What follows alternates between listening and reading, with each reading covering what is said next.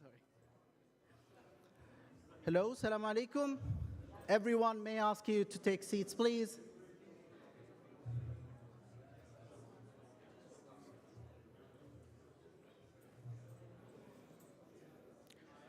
Please, may I ask you to take seats, please, ladies and gentlemen?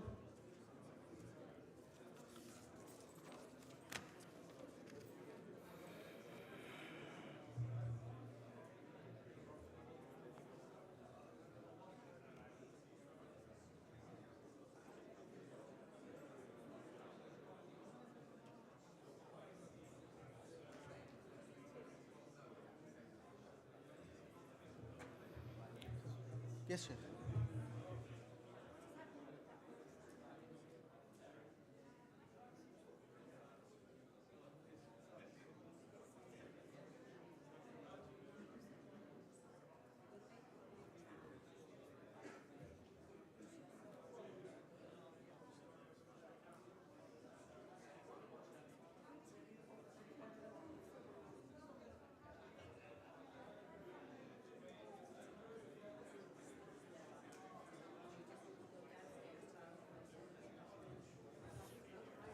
Dear guests, may I ask you to take seats, please?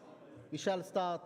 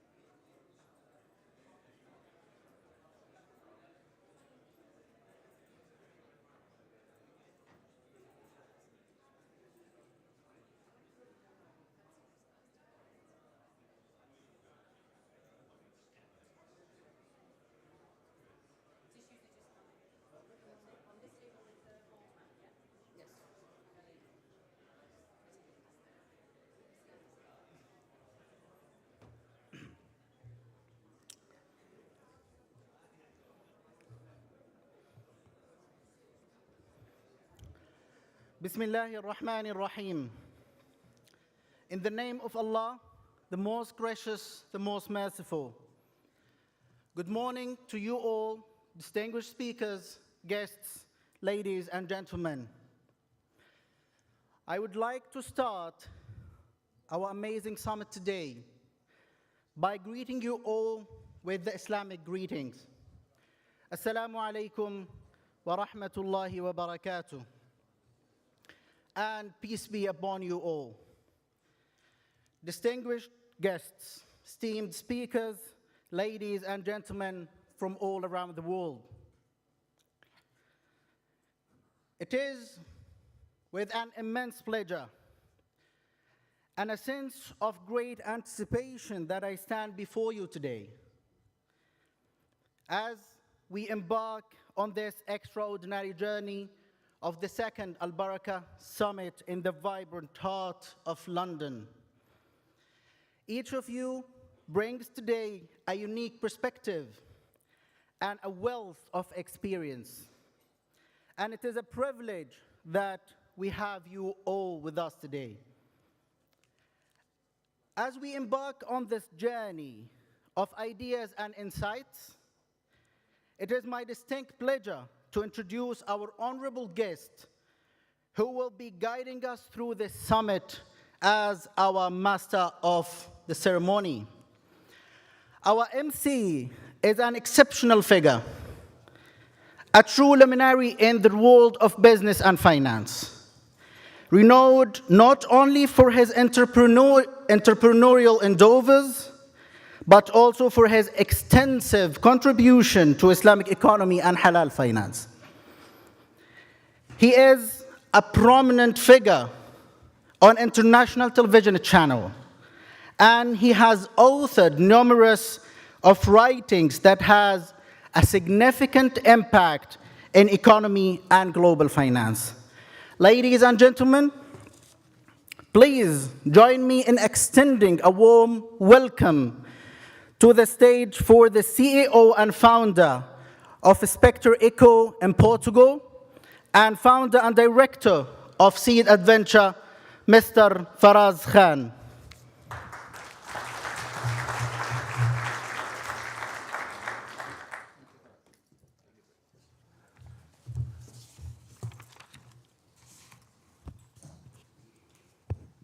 Bismillah ar-Rahman ar-Rahim, and Assalamu alaikum wa rahmatullahi wa barakatuh. And hello, good morning. I think you guys didn't have coffee. Assalamu alaikum and good morning. Thank you. Right, so my kind brother Ibrahim really gave some very nice anecdotes or kind of a explanation about me, and my wife would be very happy today because she wouldn't believe anything that he just said. But I would take it, Ibrahim. Thank you so much.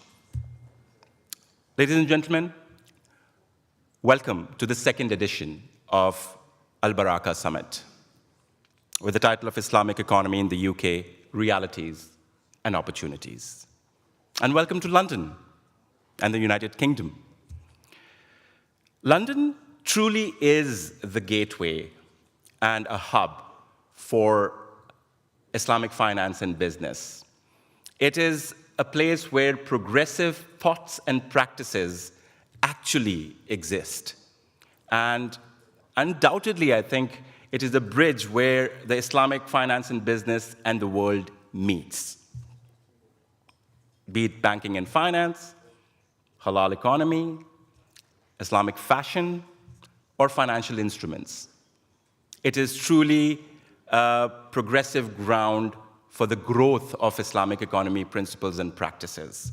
So it is a pleasure for me to welcome you to this particular gathering. Ladies and gentlemen, I'm a fan and admirer of Al Barakah Summit, and I'll tell you, there are many reasons for it. But specifically, it's the quality of deliberations and conversations that are going to happen here today with the best of the minds across the world.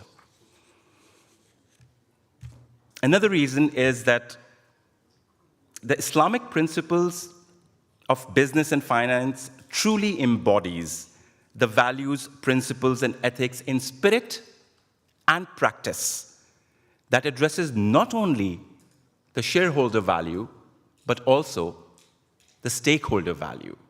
And that is something that really, truly excites me about this particular summit. And more than ever, today, we are living in the world of polycrisis. There are climate-induced disasters.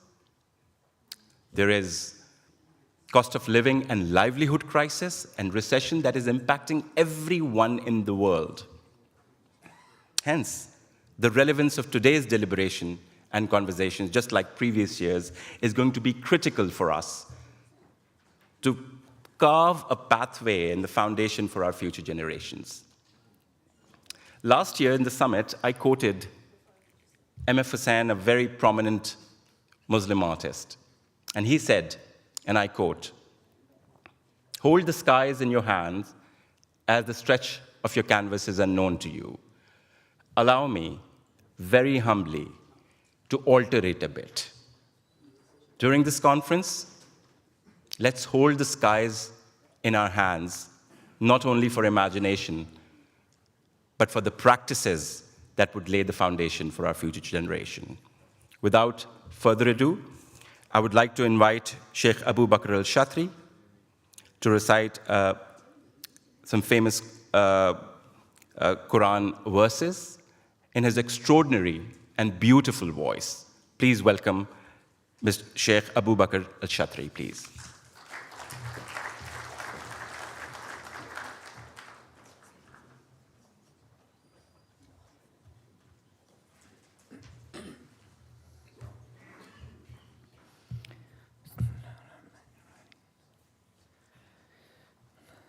أعوذ بالله السميع العليم من الشيطان الرجيم. بسم الله الرحمن الرحيم. يا أيها الذين آمنوا اتقوا الله حق تقاته ولا تموتن إلا وأنتم مسلمون. واعتصموا بحبل الله جميعا ولا تفرقوا. واذكروا نعمة الله عليكم إذ كنتم أعداء فألف بين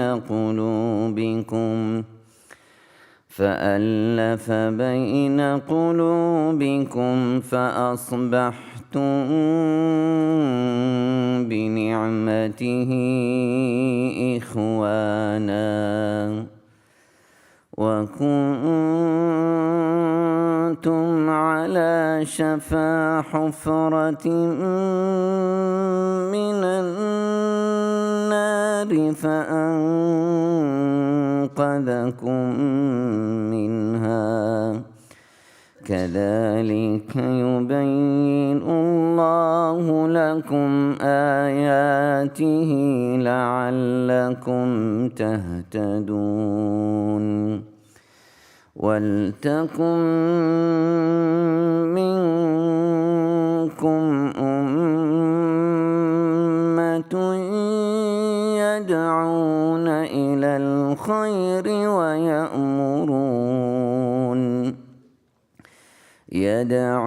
إلى الخير ويأمرون بالمعروف وينهون عن المنكر وأولئك هم المفلحون. ولا تكونوا كالذين تفرقوا واختلفوا من بعد ما جاءهم البينات وأولئك لهم عذاب عظيم. يوم تبيض وجوه وتسود وجوه. فأما الذين اسودت وجوههم كفرتم بعد إيمانكم فذوقوا العذاب بما كنتم تكفرون. وأما الذين ابيضت وجوههم ففي رحمة الله هم فيها خالدون. تلك آيات الله نتلوها عليك بالحق وما الله يريد ظلما للعالمين. ولله ما في السماوات وما في الأرض وإلى الله ترجع الأمور. كنتم خير أمة أخرجت للناس تأمرون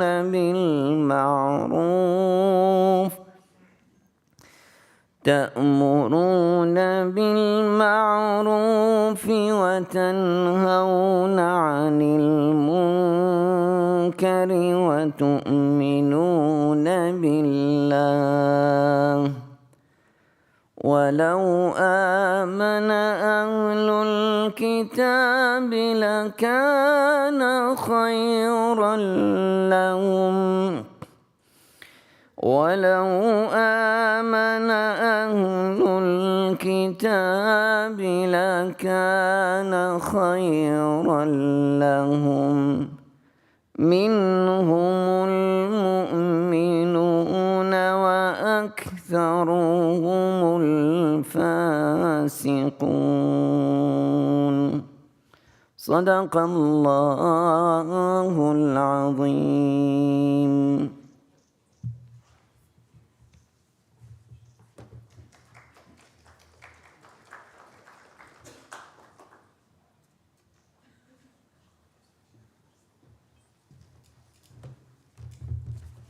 Subhanallah. Ladies and gentlemen, it's an absolute pleasure to invite the next speaker for his welcoming remarks. Before I invite him, if I start sharing in detail about his accomplishments, probably it'll take 30, 40 minutes easily. But in short, let me introduce Mr. Sheikh Yusuf Khalavi, who does not require any introduction. His extensive involvement in the field is exemplified with his membership in esteemed institutions and advisory boards, as being the board member of the Accounting and Auditing Organization of Islamic Financial Institutions in Bahrain, and the main counsel of Islamic Fiqh Academy. He's the vice chairman of board of directors of the Arbitration Center of Organization of Islamic Cooperation, OIC, and a number of other boards and important organizations. And more importantly, he is a friend and a very kind soul and a visionary that we truly admire. Please, Sheikh Yusuf Khalavi for his welcoming remark.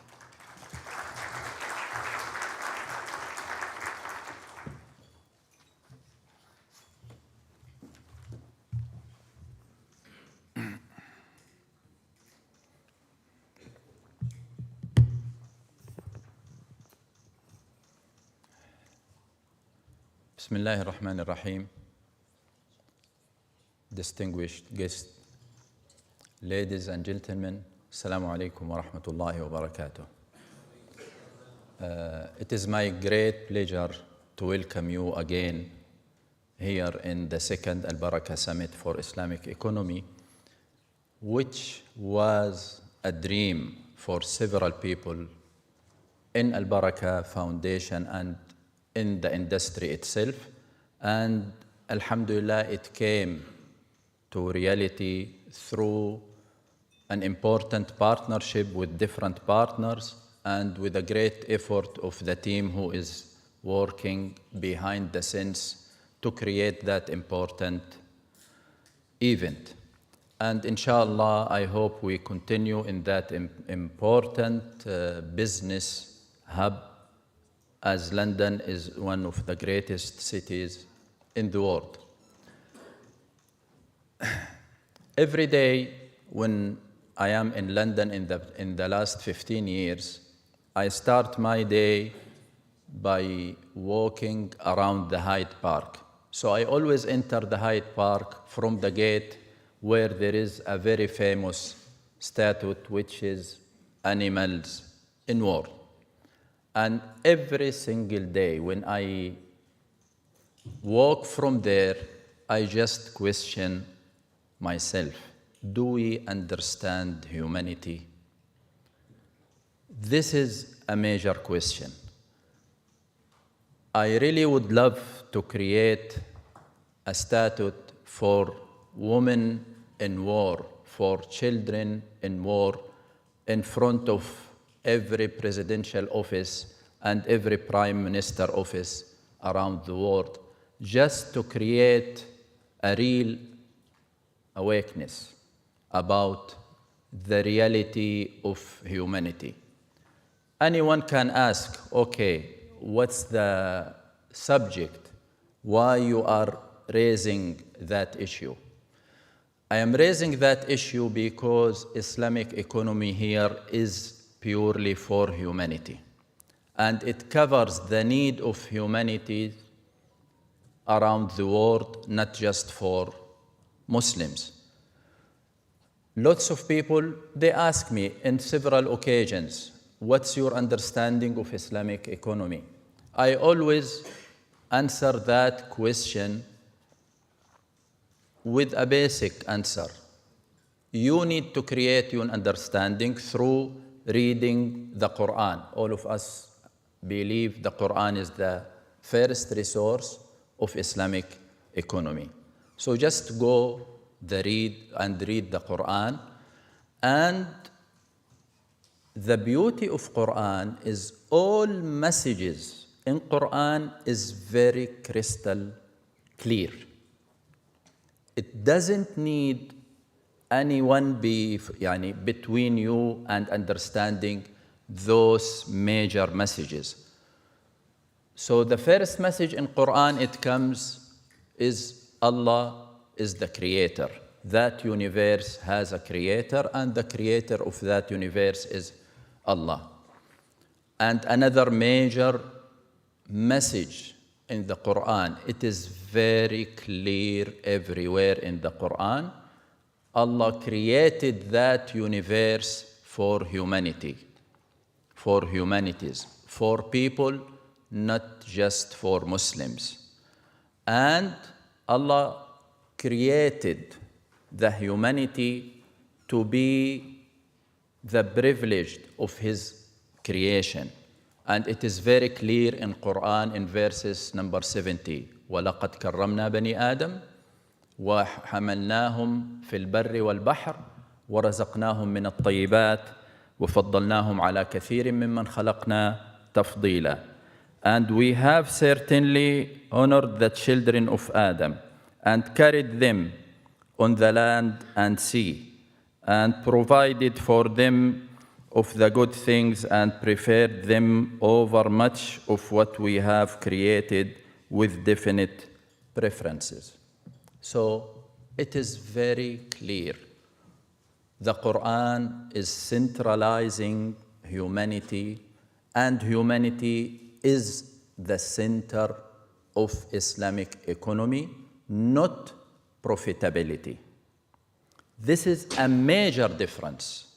And as long as we continue driven by profitability, we will not be human, but we will be far away from humanity. Today, we have the greatest wealth in the history. Humanity never achieved that level of wealth. This is for true. And this is a major achievement for the current system who is managing the global economy. But that huge mountain of wealth based on huge mountain of debts. And everyone in the world understands there is no way to pay back that debt. So what is the global economy today? It is just borrowing more money to pay back that debt, to create more debt. And this is not the end of story. No, not yet. With bigger gap in inequality. For the first time in the history of humanity, we need to create an index for inequality. And this is great achievement of the current economy. So we need to measure that inequality in every single part of the world. So creating great wealth, but based on what? Based on a huge inequality and huge volume on debt. So are we centralized around humanity? Not at all. So this is the message which comes from Quran, which is the major source of understanding Islamic economy and understanding the Islamic civilization. With that, it is very, very crystal clear. The vision of Islamic economy is to thank the Creator, because Allah created that wonderful universe for us. And how we thank the Creator? Through creating more services for the people everywhere in the world. We know them or we don't know them, through creating more happiness, more wellness, and better quality of life. This is the vision of Islamic economy. And what's the mission of all of people working in Islamic economy? It is the continuous business development for a continuous job creation and continuous wealth creation. So through creating more jobs and more wealth, we can serve more people, create more happiness, better life, better standards life around the world, not just in the developing countries. And for this reason, major values in Islamic economy is creativity, is the power of giving. I personally believe is the major assets of Islamic economy, not our great achievement in Islamic banking, which is great achievement, not the great value of sukuk, as everyone are mentioning always. The greatest asset of Islamic economy is the power of giving, which is created through centuries by the Islamic economy. And if just we want to understand that, look at the third pillar of Islam, which is zakah, which must be implemented every single year. And we understand that zakah is the sister of salah. So power of giving is the greatest asset in Islamic economy. For this reason, we are creating such a platform. It is our second platform after Al-Madinah, which has the greatest history in Islamic conferences. Next year, inshallah, you are welcome to join us in Al-Madinah in the year 44. So this is just the youngest brother or sister of Al-Madinah. This is the second summit in London. And we are really looking forward to host you in another great city in our beautiful world, inshallah, soon, early next year. Thank you again for coming thank you for our great speakers who are joining us from around the world, from the Far East and the Far West. And special thanks for our partners and our sponsors. Without them, we will not achieve that great achievement to have our one of our best platform, inshallah, in the world, in that important city. Thank you again for coming, and looking forward, inshallah, for a very enjoyable and rich day with all of you. Wassalamu alaikum wa rahmatullahi wa barakatuh.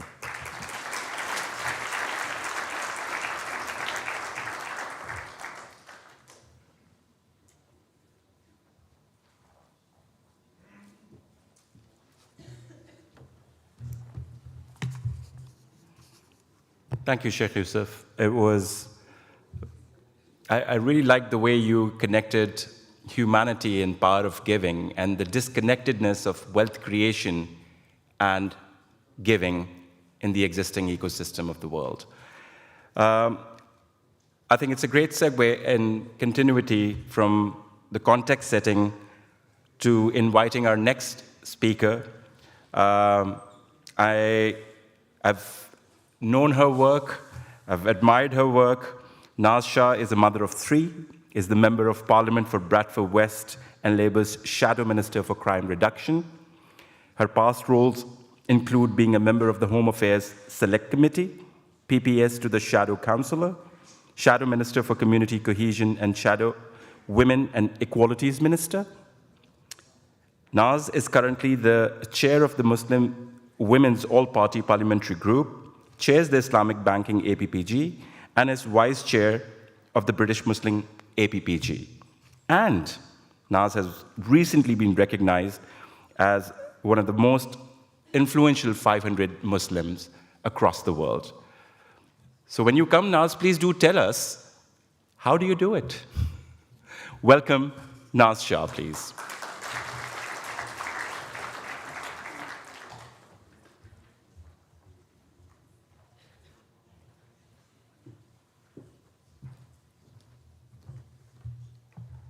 Bismillah ar-Rahman ar-Rahim. Assalamu alaikum.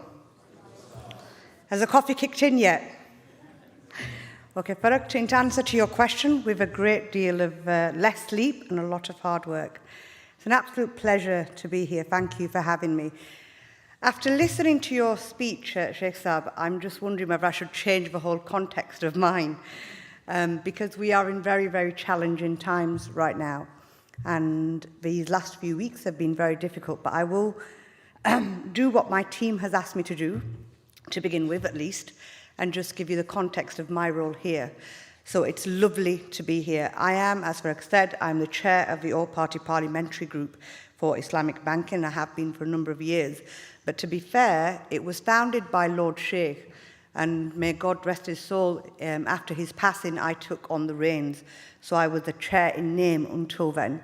But I also know that as a Muslim, Allah works in mysterious ways and nothing happens before its time.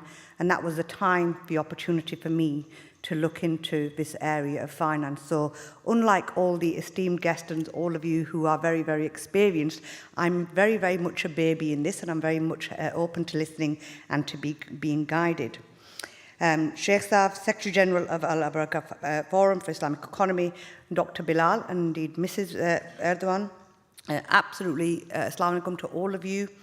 A special thanks to the board members of Al-Baraka Bank and the Islamic Financial Services Board, and Madam Arwa Ali of Yemen. I'm not sure I've had an introduction. Is Madam here, the ambassador? I've missed her, okay. And obviously the Turkish ambassador, lovely to see you once again. The All-Party Parliamentary Group, since I've taken it over, we've had quite a few roundtables, and the purpose of it really is to drive, I see the opportunity to drive the conversation of Islamic finance here in the UK, because there are huge amounts of opportunities. Our dedicated group, we actively champion the industry, support its diverse stakeholders, and I see lots of them are here in this room today. And we're committed to nurturing the growth of the ecosystem here within the UK. I've previously spoken about, and only this week spoke about, the opportunities for Islamic finance, and I want to reiterate those points again. From a market of only 200 billion in 2003, London and the UK already has a huge role to play to its growth for 4 trillion in assets by 2030. That's a huge amount of money. It is the largest finance sector outside of the Muslim world. And under a Labour government previously, which seemed like a very, very long time ago, it was Gordon Brown, in his time as Chancellor under Tony Blair years, that this started really, really taking shape here in the UK. I might add that my constituency in Bradford West is one of the largest Muslim constituencies, with over 60% voter base who are Muslim, and being myself a very loud, proud British Muslim. And we have a population of nearly 4 million British Muslims here in the UK. And there is no reason why the UK can't continue to be a global leader in Islamic finance, certainly in Western Europe. And the world is changing. The world of finance is changing. Islamic finance has emerged as a beacon of growth, especially here in the UK. Global Trends in the UK Market Report, the Islamic Finance Global Trends in UK Market Report, our nation boasted Islamic banking assets worth 7.5 billion in 2021 and held 85% of a total European Islamic banking assets right here in the UK. In 2014, the United Kingdom proudly became the first Western country to issue sukuk. By the first quarter of 2023, UK-based Islamic funds were managing assets totaling 280.6 million, marking a steady increase of 2.9% from the previous year. Our government understands the immense potential and has proactively taken steps to make the UK a pace setter in Islamic finance for other Western countries. In 2015, the Bank of England joined the Islamic Financial Services Board as an associate member, marking a significant milestone. This has bridged our engagements with the other global authorities and has further solidified our commitment. The beauty of Islamic finance rests in its values of justice, as we have just heard. By integrating it into our financial system, we've enabled those with reservations about conventional finance to participate actively in our economy. The recent appointment of the Islamic Finance Council, the UKIFC, as an advisor on alternative student finance is a testament to our commitment. This means that more Muslim students will be able to access interest-free loans, embodying the principles of Sharia and ethical finance. Though I must say, it is one of the many promises our government has made but yet to deliver upon. Nevertheless, we will keep pushing them to make this important step. While the UK has made significant strides in integrating Islamic finance, we must still confront challenges that cannot and should not be overlooked.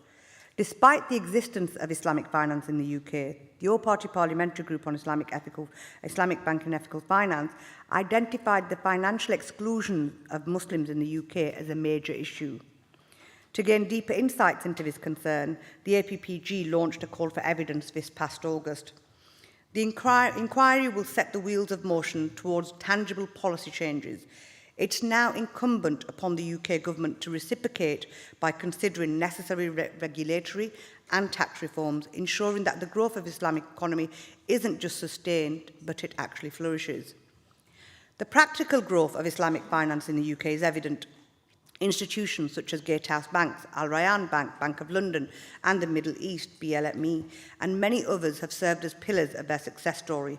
Furthermore, the developing Islamic fintech sector, with notable examples such as Wahid, Nesta and Qurdus, exemplifies a perfect combination of traditional principles and modern technology. The UK has been proactive in accommodating Islamic finance through regulatory structures. The positive legal environment sets the stage for industry to flourish even further. The Muslim population in the UK is young and fast-growing. The Muslim population here is driving consumer demand. Harnessing this potential will not only benefit individual businesses, but will also invigorate our broader economic landscape through heightened competition and innovation. It is a testament to our commitment to inclusivity, diversity, and upholding the principle of religious freedom in moving forward hand in hand, ensuring We must ensure that this promise is transformed into a living reality for all. And at this point, I go off script. You know, I've been in this space for not long, as I've said. But one of the things that I have learned in this, as a politician, a very, relatively new politician with less than 10 years under my belt, albeit free elections. And I have to thank Turkey for your Ertuğrul, because it gave me guidance even during difficult times in a Western system of democracy, which is very, very different for us as Muslims here in the West. So we find and we seek guidance wherever we can. And during these last few days, it has been extremely, extremely difficult. It has been challenging for us all, Muslims and non-Muslims alike. All of us who are global leaders, who are leaders in our places of work, in our industries, it has been challenging. But one thing I find solace in is that Islam does give us a framework of life. It does give us that framework to work within. And we've done some surveys recently, and as much as we give so much to zakat, we all know Muslims, we give so much. We contribute to poverty, charity. We are all known for that. But one of the challenges, what I want to leave with you all today, and one of the things that I'd really like you to consider and think about, in addition to owning lots of real estate, which is very evident here in the UK, across the globe, we know that we have many finance. We're not short of it.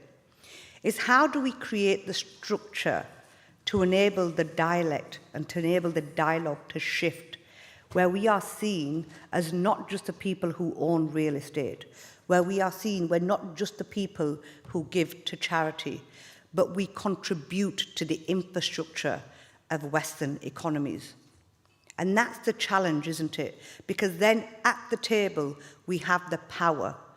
Because ultimately, influence and politics and everything we do is about having a power. And if we are to realize the dream of being Muslims, of being good Muslims, because we have a responsibility which extends beyond ourselves, if we are to realize that humanity that we've just heard about, if we are to realize that, to be able to influence, we have to have a seat at the table. Beyond the tables in this room, we have to have a seat at the tables where there's real political influence. We're looking at the Middle East. We know that war and guns do not achieve peace. We know we need a political resolution of an issue that is over 75 years old, and Britain had a part in that crisis. And how do we leverage that influence, even if it's just for the very basics of coming back to humanity, what we've heard about? And in these last few days, it's been challenging, being in circles where great minds are coming together. We talk and we strategize, but actually there's a void. And the void is we do not have the leadership. Where is that leadership going to come from? That leadership in the finance world, you are each and every one of you play an important role. So my plea to you is, how do you use what you have and what you're talking about here at this summit, and you've got a whole weekend to discuss it. But what is your role beyond just finance? What is your role as those Muslims, using that framework that our deen gives us, using the words that God has given us, to play our part to make the world a better place, to have mankind and humanity at the centre of it, where there is no difference between what a child deserves in Israel and what a child deserves in Palestine, where people are not dehumanised. Because I promise you, you all have a role to play. And I also want you to feel the burden of leadership, because that is also a tradition for us as Muslims. If it's an easy walk in the park, we're not leading. That is what I want to leave you with. The challenge is, where is your burden? How are you going to deliver it? And what can you change? Because we are all obliged to play a part. Jazakallah khair, and thank you. I hope you have a wonderful summit for the rest of the week.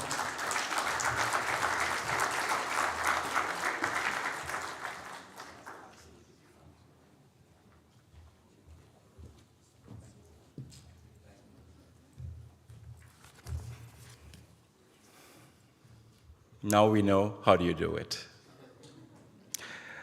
Naz, thank you so much for your on-script performance of the UK government's integration of systems and off-script question of the burden of leadership that we all, you kindly reminded each one of us in the room for that. So thank you so much.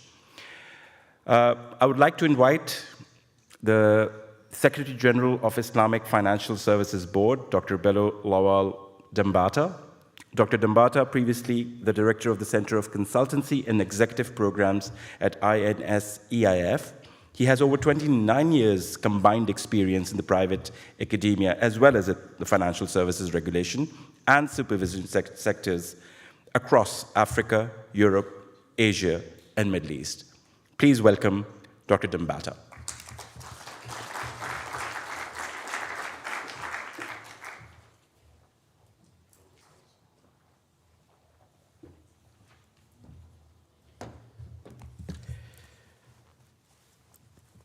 Bismillahir Rahmanir Rahim. Wassalatu wassalamu ala Sayyidina Muhammadin wa ala alihi wa sahbihi wa sallim. Distinguished guests, ladies and gentlemen, perhaps I would like to acknowledge the presence of Her Excellency the MP, Ms. Naz, and His Excellency Sheikh Yusuf and His Excellency the Ambassador of the Turkey. Perhaps unlike the MP, the IFSB, as you all know, is an international standard-setting body, and that is a key infrastructure for the prudential regulation and supervision of the Islamic financial services industry that commenced operation in 2002, and now we are 20 years of existence. And we started with 9 members. As of today, we have 188 members from 58 countries. And this membership of the IFSB included 81 regulatory and supervisory authorities, including the Bank of England, as mentioned by the MP in her speech. And it also included 10 multilateral international organizations, that is the IMF, the World Bank, the United Nations Development Programme, the Asian Development Bank, the Islamic Development Bank, and many other international organizations. Hence, I cannot be like the MP. I must stick to my script because I'm representing this wide range of membership, and it is very, very important that whatever I said is considered as a representation of the IFSB membership. I'm definitely delighted to be here today at the second Al Baraka Summit on the Islamic economy in the United Kingdom, reality and opportunities. I would like to thank the organizers of this important event for the invitation. It is indeed my honor to share with you some thoughts on the state and prospect of the Islamic economy. The Islamic economy, as you know it, is anchored around ethical and faith-based principles and values adopted as a way of life globally. And globally, Muslim consumers collectively represent an opportunity of over USD 2 trillion spending power, spanning across a range of products and services known as halal products. This figure is expected to continue to grow in Islamic finance, which is a major component of the Islamic economy currently, which represents about 3.25 trillion US dollars as per the IFSB's Islamic Financial Services Industry Stability Report 2002. It is a 6.2% growth from the year 2021, and there is a robust demand for Islamic finance in many jurisdictions, and the various segments of the Islamic finance industry has shown a resilience of growth trajectory despite the pandemic and the geopolitical tensions. The growing Islamic economy across many countries have been driven by a number of factors, including national policies and strategies that have played an enabling role, fast-growing Muslim populations as well, increasing awareness as well as greater digital connectivity has also been part of this essential growth. The Muslim population in many countries is growing considerably faster than any other demographic, and this trend is projected to continue over the next decades, presenting a significant opportunities and untapped potential for the growth of the Islamic economy around the globe. The Islamic economy has seen a substantial growth in many countries, particularly in sectors such as Islamic finance, halal food, and fintech. It has also been an integral component of the post-pandemic economic recovery strategies of many countries. Distinguished guests, ladies and gentlemen, the banking sector is now systemically significant in at least 15 countries. What we mean by systemic significant, that is to say, the Islamic banking sector in 15 countries has more than 15% of the total banking assets. Within the Islamic capital market segment, Sukuk issuances also recorded significant growth across both sovereign and corporate divides in both Muslim and non-Muslim majority countries. We have also seen an increase in sustainability-focused initiatives, particularly in areas of ESG and sustainable development Sukuk.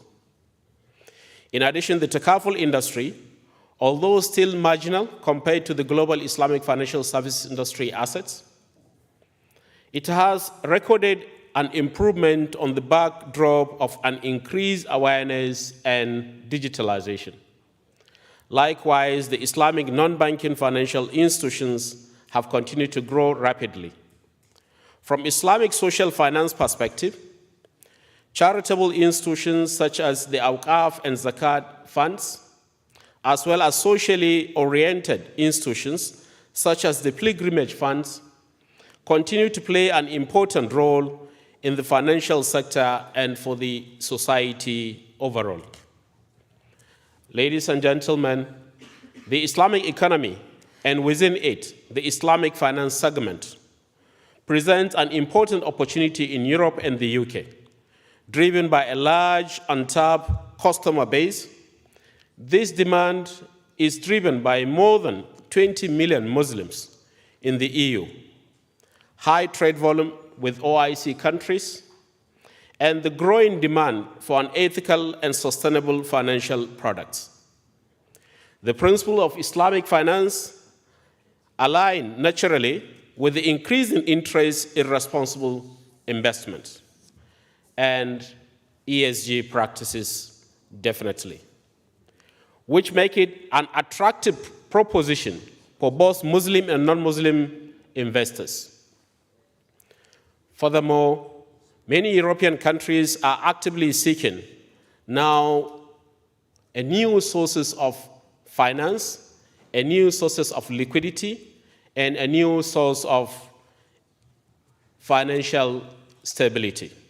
Hence, Islamic finance and Islamic banks provide substantial capacity opportunity as an alternative source of financing. In the United Kingdom, in particular, which is a leading hub for Islamic finance outside the Islamic world, the total asset of the UK-based Islamic banks were valued at Great Britain £6.4 billion at the end of 2022, which represent about 0.3% of the global Islamic banking assets. The issuance of Sukuk by the UK government, as highlighted by the MP in her speech, has also further strengthened this sector. The United Kingdom became the first Western country to issue a sovereign Sukuk in 2004. Correct me, please, I'm 2014. This followed by a second sovereign Sukuk issuance in 2021. That was heavily subscribed by the institutional investors from the UK, the Middle East, and the Asia, But most importantly, it is imperative to acknowledge the significance of the legal framework, particularly given that English law predominantly governs a significant position for the institutional development. Looking at the Islamic asset management industry, the total assets under management of the UK-based Islamic funds totaled $280 million in 2023 and has steadily grown over the recent years. Additionally, the United Kingdom has a thriving fintech sector with a conducive ecosystem for the development of Islamic fintech. This is evidenced by the presence of at least 45 fintech companies in the UK, making it the leading non-OIC hub for Islamic fintech companies. There is a substantial potential for growth of Islamic economy and the Islamic finance in the UK, driven by the increasing Muslim population, which constituted almost 3.87 million in 2022, which is about 6.5% of the overall population. In the continental Europe, the development of Islamic economy is influenced by at least two factors. First, the change in structure in the population of European countries and the rapid increase in the share of Muslim population in these countries. Second, the well-established trade ties between the EU and the OIC countries. Several countries in this region have looked at the Islamic economy and the Islamic finance segment and the Islamic finance through an effective policies and initiatives to facilitate its growth. There are several emerging areas that can support the further development and growth of the Islamic economy, and this include Islamic fintech, Islamic digital transformation, and innovation in terms of products and services, as well as how they are delivered. Another significant area is the sustainability. Islamic finance and the ESG principles share a common foundation of promoting ethical and sustainable activities. Brother Ibrahim, I think you will allow me to deliver my keynote. Thank you so much. I came all the way from Malaysia, 21 hours flight. I think I should be having this opportunity to deliver what takes me some weeks to write myself. I believe another significant area is sustainability. Islamic finance and ESG principles share a common foundation for promoting ethical and sustainable economic activities. Both frameworks advocate for responsible investments and business practices that consider social welfare and environmental stewardship. Islamic finance governed by the Sharia law inherently discourages activities that are harmful to the society and environment. Aligned closely with ESG-focused sustainable practices is the concern of the Islamic finance. Ladies and gentlemen, the world currently faces unprecedented challenges, including geopolitical tensions, rising inflation and interest rates, as well as climate-related risk, among others. Additionally, financial stability rates have worsened. Looking ahead, this heightened turbulence and uncertainty in the global economy through its effect on the real economy is likely also to have an impact on the Islamic economy as well as stability of the Islamic finance sector. The task ahead is to prepare for the challenges and opportunities that the Islamic economy will face as an integral part of the international economy in a turbulent macroeconomic context. For the Islamic finance segment, a key priority is to strengthen capabilities for effective supervision and regulation, and to build a mechanism for cross-border cooperation and knowledge sharing that will lay foundation for a resilient and stable Islamic finance system. In particular, it is imperative for us to keep in mind and look forward amidst the immediate challenges, the prospects and longer-term goals for the Islamic economy. In conclusion, in order to make Ibrahim happy and the audience, I would like to extend my sincere appreciation to the organizers of Al-Baraka Summit, particularly Sheikh Yusuf that visited us in Kuala Lumpur, for hosting this important remarkable event in a well-deserved location whereby we believe the UK is not only serving as a hub for Europe, but for the global Islamic financial services industry. A successful Islamic economy in the UK is a successful Islamic economy globally. I wish everyone a successful and productive deliberations throughout today's summit, and I thank you for your attention. Wassalamu alaikum wa rahmatullahi wa barakatuh.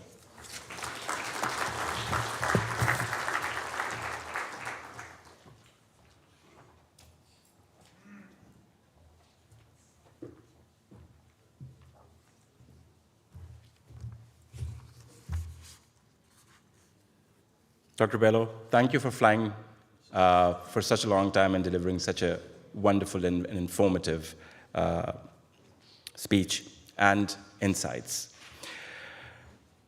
Ladies and gentlemen, allow me to introduce our next esteemed speaker, Dr. Najmuddin Bilal Erdogan. He's a Turkish businessman, policy and decision maker. Mr. Bilal is the president of the World Ethno-Sport Confederation, a member of the board of trustees of the Professor Fouad Sezgin Islamic Science History Research Foundation and the Arches Foundation.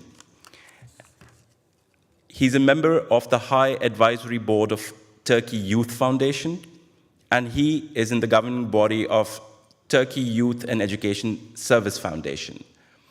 He's come all the way from Istanbul, and he would be sharing some very good news with all of us. Mr. Bilal, please welcome.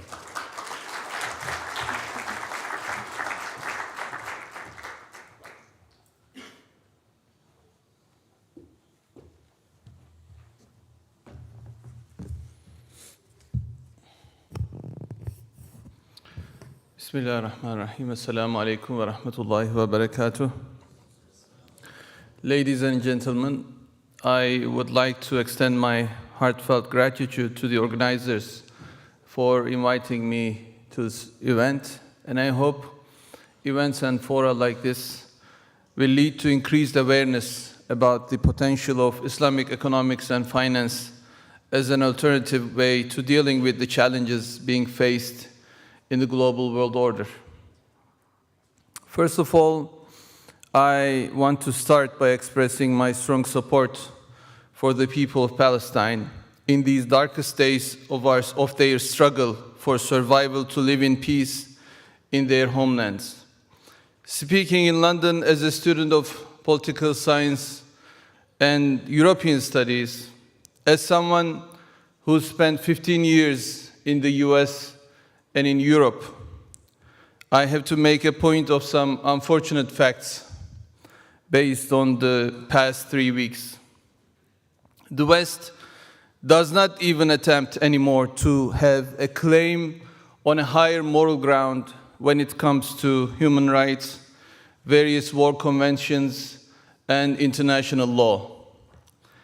International law for Western purposes has become not a law of the righteous or the rightful, but a law for the cruel, for the powerful, and for the oppressors.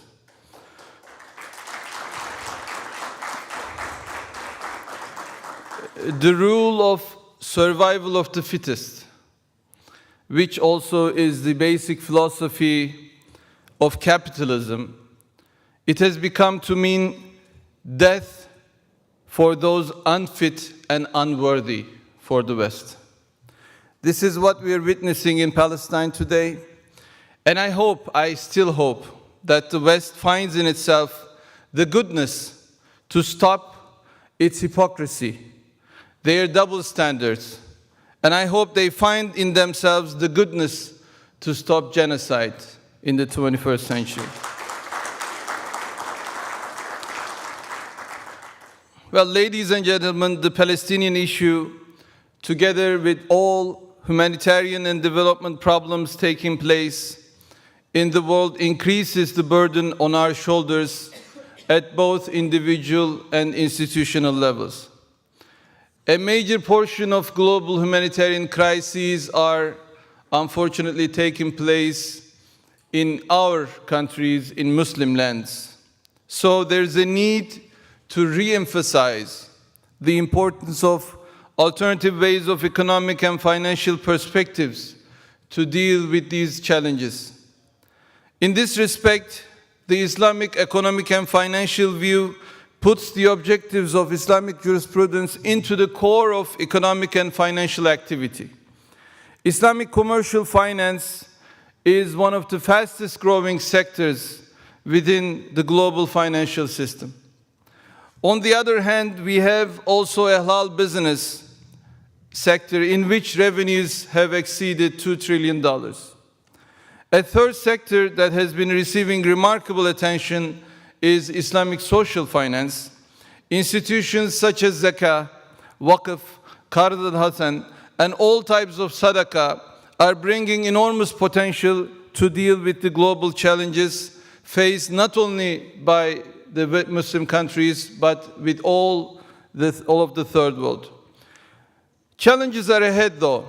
Maybe the most important challenge of Islamic economics and finance is the establishment and sustaining of the moral base for the activities conducted. We often hear the criticism that Islamic finance is mimicking conventional finance by just replacing the word interest with profit share. Are those criticisms just a result of lack of knowledge, or do they have some basis? Islamic finance institutions should continuously ask these questions of themselves. Do we have enough mechanisms to guarantee that our products and processes are in line with Islamic principles? Do we really share the risk with both providers of funds and users of funds? Are the profits we are distributing to our investors in line with our real profits? It seems that with muraba contracts, which currently shape 90% of the credit side of balance sheets of Islamic finance, we really need to ask those questions to ourselves. What we call maqasid al-sharia is not and should not be just a mere list of principles that we use to indicate how much Islamic finance is in line with sustainable development goals, but also a living guideline that should help our economic and financial activities as individuals and as institutions. I want to appreciate the ongoing efforts of Al-Baraka Group, together with Sibafi, on developing standards of good governance for Islamic financial institutions. In addition, the efforts of institutions like IFSB and AAO IFI for developing standards cannot be ignored. Associated with the first challenge, the second issue is the need for the advocacy of Islamic finance at both local and international levels. It is very interesting to see that there are still many Muslim countries without any Islamic finance institutions fulfilling the needs of their populations. We should support the countries without Islamic finance through investment and knowledge transfer. In addition, increasing Islamic finance literacy not only within our people, but also within non-Muslim countries, so that the global nature of Islamic finance can be realized. That is why I appreciate Al-Baraka Summit for taking this effort to make it second in London. The last but not the least important challenge that the Islamic finance sector is facing is the education of required human capital for the development of the sector. In the last 10 years, Turkey has paved a significant path in opening up Islamic economics and finance programs in different universities. However, we have still a way to go. As the chairman of İlim Yayma Vakıf, who is the founding Vakıf of Sabahattin Zaim University in Istanbul, and one of the founding board members of Ibn Khaldun University in Istanbul, I want to emphasize the special importance we give to raising new generations with conscience and sensitivity to economic and financial issues. We have programs for this at undergraduate, master's, and PhD levels, at Istanbul Sabahattin Zaim University. On the other hand, we have established at Ibn Khaldun University 6 years ago with the vision of becoming a social science research university that will serve the Ummah and the whole of humanity in developing alternative paradigms for explaining social phenomena by not just referring to the concepts and theories of the Western paradigm, but by synthesizing all legacy of humankind, including Islamic civilization. Today, we have around 2,000 students from 81 different countries. 1/3 of all students come from outside of Turkey. We have 12 undergraduate, 22 master's, and 10 PhD programs. The three-language principle of our university requires each student to learn English, Arabic, and Turkish during the program they are attending. We are providing a free-of-charge English prep class for all students and an Arabic prep class for those who want to learn Arabic fully as well. So if a student wants to learn both languages and become proficient in both of them before starting their programs, we are providing both years.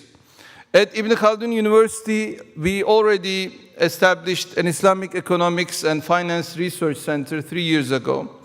The center is supposed to focus on the development of an integrated PhD program on sustainable development and Islamic finance.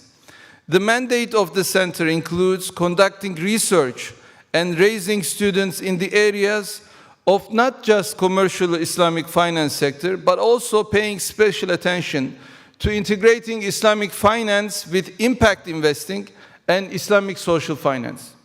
Last year, we organized a certificate in fundraising management together with Indiana University at our campus, where more than 100 people from 60 NGOs of 16 different countries attended.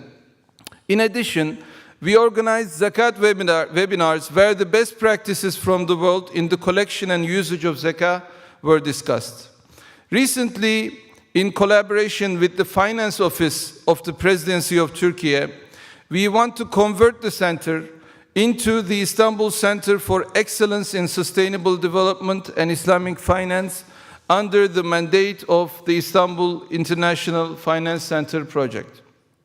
Thank you again for inviting me to this platform and giving me the opportunity to express my ideas about the subject. I hope the forum results in concrete outcomes for the further development of Islamic finance, and I hope we start hosting Al Baraka Summit in Istanbul in the very near future. I want to repeat my prayers for the people of Palestine.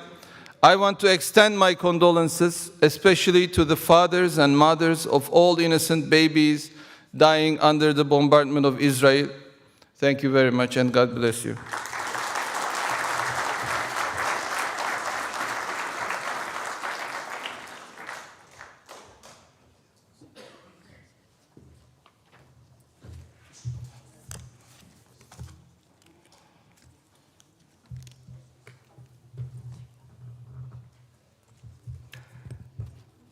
Thank you so much, Dr. Bilal.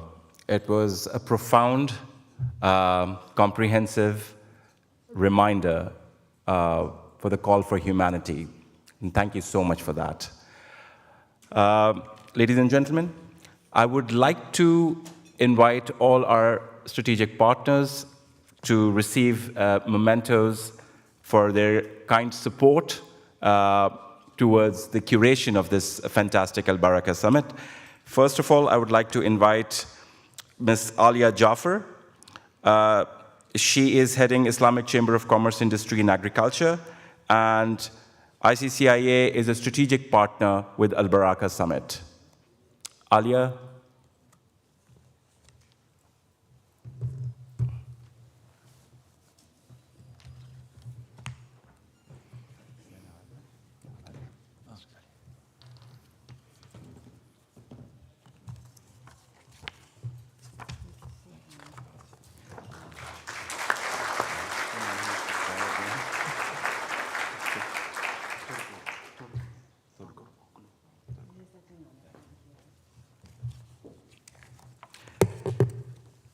I would like to invite Mr. Turgotoglu from Al Baraka.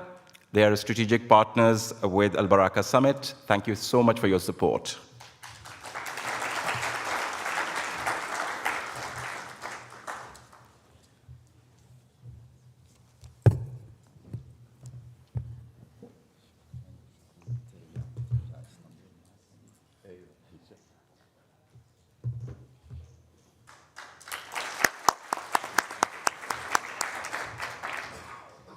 And last but not the least, the diamond partner, OICAC, and I would like to invite Mr. Majid Mamdouh to receive the memento, please. Thank you so much for your support.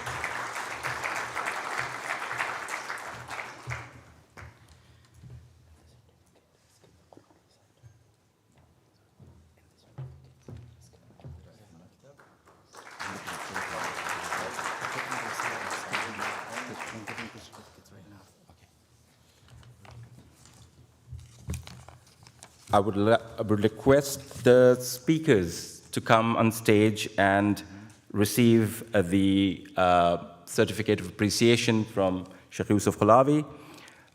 First of all, I would like to invite Ms. Naz Shah. I think she has left, so we just keep her, yeah? Now I would like to invite Dr. Bello to come and receive his certificate.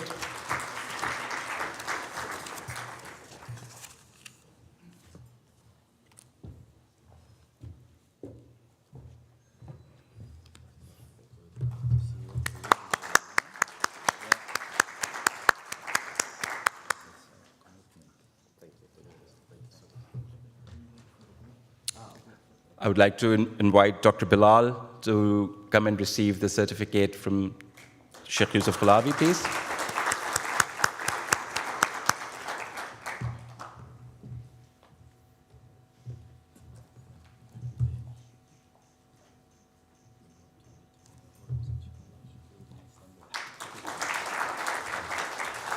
And may I step here to call Mr. Faraz Khan.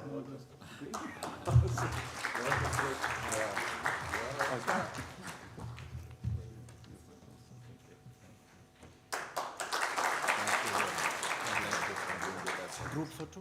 Okay. Group photo. Good day.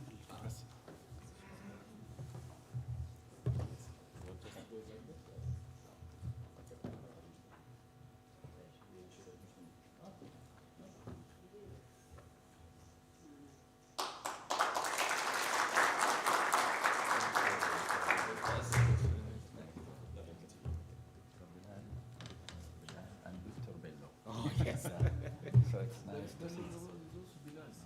Yes. Yeah.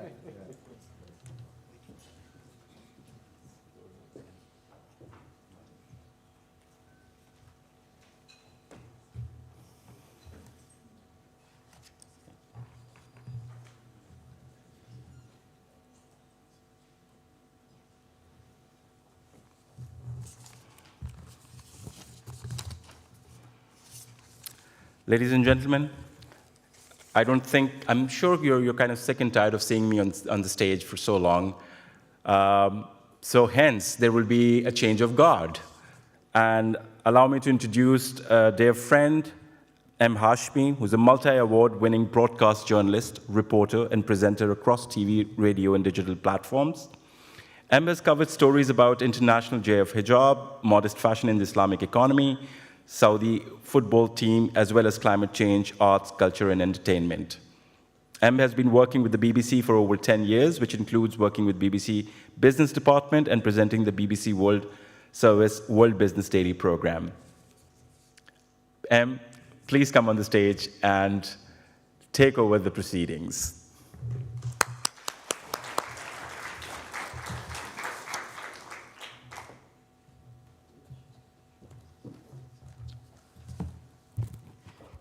Bismillah ar-Rahman ar-Rahim. Assalamu alaikum wa rahmatullahi wa barakatuh. First of all, I would like to thank Sheikh Yusuf and his excellent team for this summit. It's very much needed, and as well as being honored to be the host for the sessions that are to come, I'm also a pupil, and like our parliamentarian earlier, I will also be learning and making notes. So thank you very much. Now, I'd like to introduce our next speaker, who is Dr. Bashir Al-Nutur.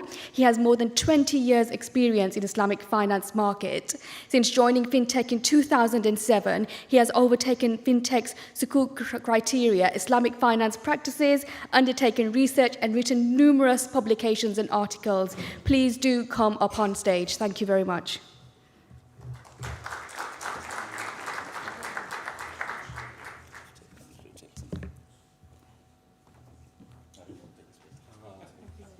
Thank you very much. Assalamu alaikum wa rahmatullahi wa barakatuh. I'm Bashar al-Natur, the Global Head of Islamic Finance at Fitch Ratings. I've been asked to make this shorter by 5 minutes, and being in a rating agency, that is something that I can hopefully achieve. So if we can go to the beginning. So, I think the topic is Islamic economy in the UK, and I think that's a very broad topic. And I chose to start with zooming in on the Islamic finance and branch out towards the remaining of that. If I may, I don't know if I can move this, but I think it needs to move to the beginning. Yeah, no, this is the beginning. So when we're talking about the Islamic economy, you are talking about a lot of sectors. So you're talking about the halal industry, you are talking about halal tourism, you are talking about halal food, you are talking about various aspects of that. One of these aspects is halal Islamic finance. So Islamic finance is actually the halal form of doing Islamic finance. I'm not gonna go and talk about how is that and how is that panning out. I'll directly zoom in and say, where is it? And I think Dr. Bello explained that it is spread in more maybe than 70 countries, 15 of which is systematic important. And I think that's an important starting point. But in our rated universe, so it is really spread around various aspects. So we've just recently rated a sukuk coming from a US-based non-bank corporate. That was early this year. We've rated Hong Kong sukuk. We've looked at South Africa historically sukuk. So it's not only the Muslim countries that are dealing with that, although the Muslim countries and the OIC countries specifically, and if you zoom into the Middle East and GCC, are the prime areas where you have Islamic finance in its various branches. I'm not going to go through the details, and I'm going to cut short and talk about the UK. And when we're talking about the UK Islamic finance, I'll try to simplify it into 3 dimensions. One dimension is the international one, the second one is the regional one, and the third one is the domestic one. If I'm looking at the international one, I think the UK is really leading globally, not regionally, globally. And I think this is also mentioned by the fact that many of the international transactions, whether in sukuk or syndication, are governed by English law. That is not a simple thing. When you have the law that is governing the international side of the Islamic finance industry on the sukuk and syndication governed by a specific law, that means that this is where the parties are going to interact with. So that is a significant part that is in the UK, but it has a strong stand for the UK internationally. And I think that's a very important point because it spills out to other Islamic economy sectors. So you have the educational sector that needs to support that on the lawyer side, on the Islamic side, and in the professional side. You have local firms and expertise within the country itself that can actually service that sector. So this is where I would say, if I am to speak about the international dimension, where the UK is really strong.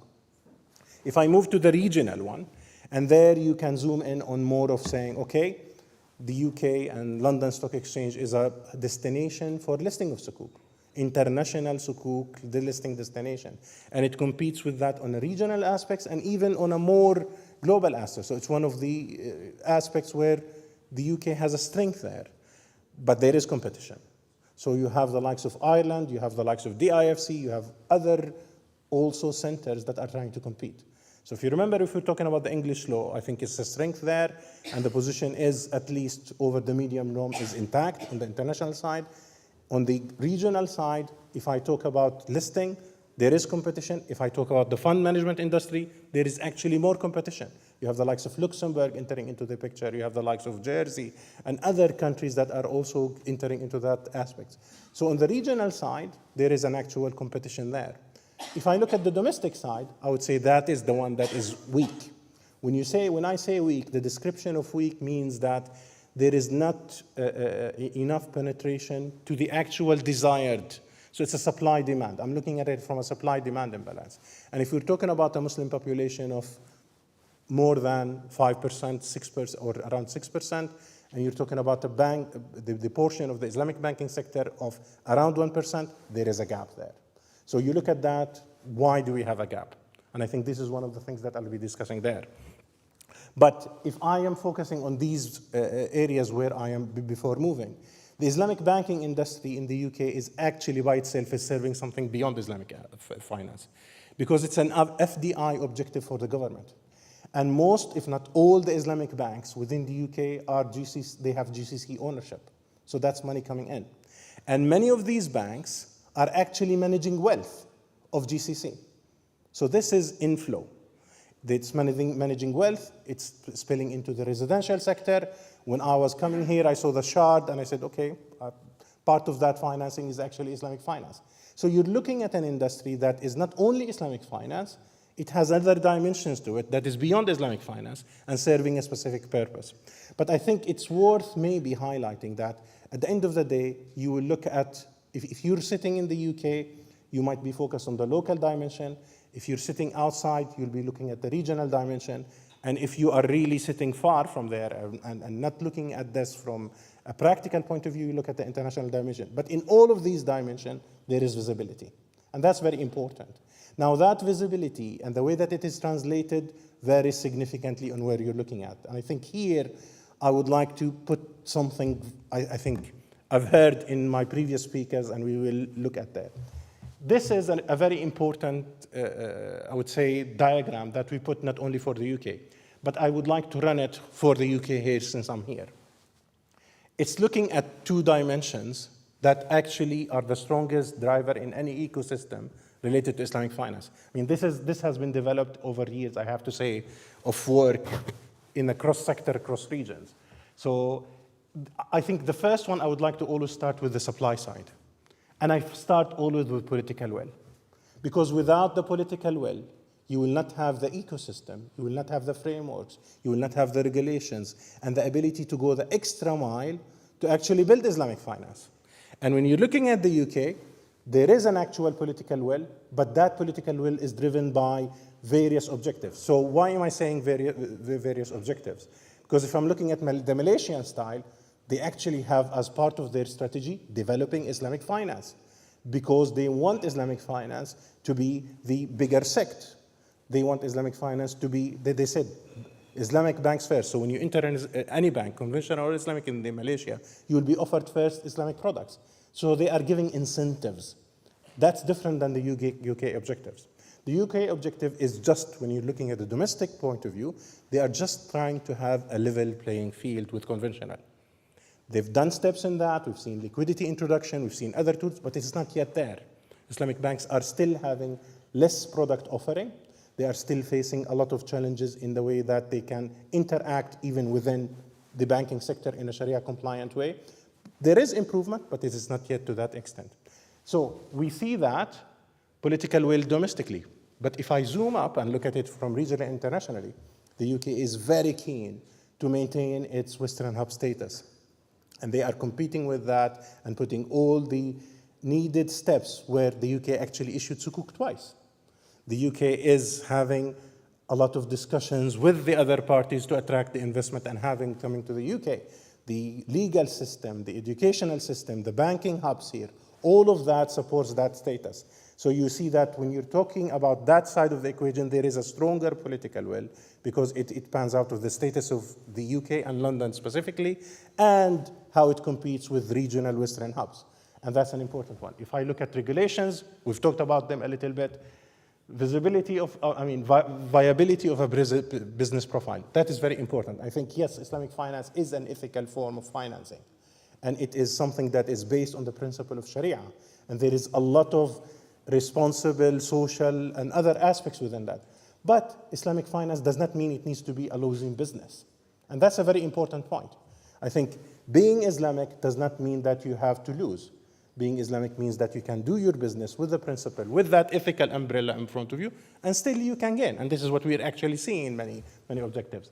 And that is a very important driver for also the UK local side of things. Having branch and digital banking, I'm sure there is another panel that is going to speak about fintech and that aspects of the equation.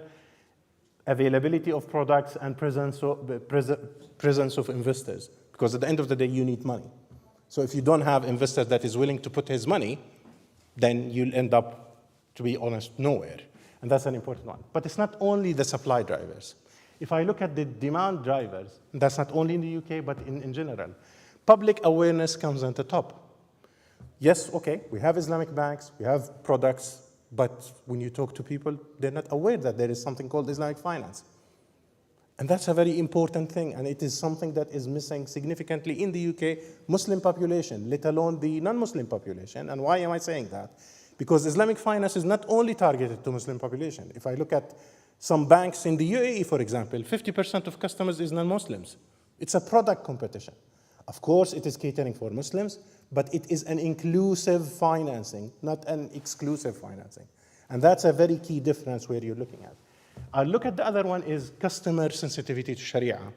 And I'll come to that in the following slide, but I need to talk about confidence.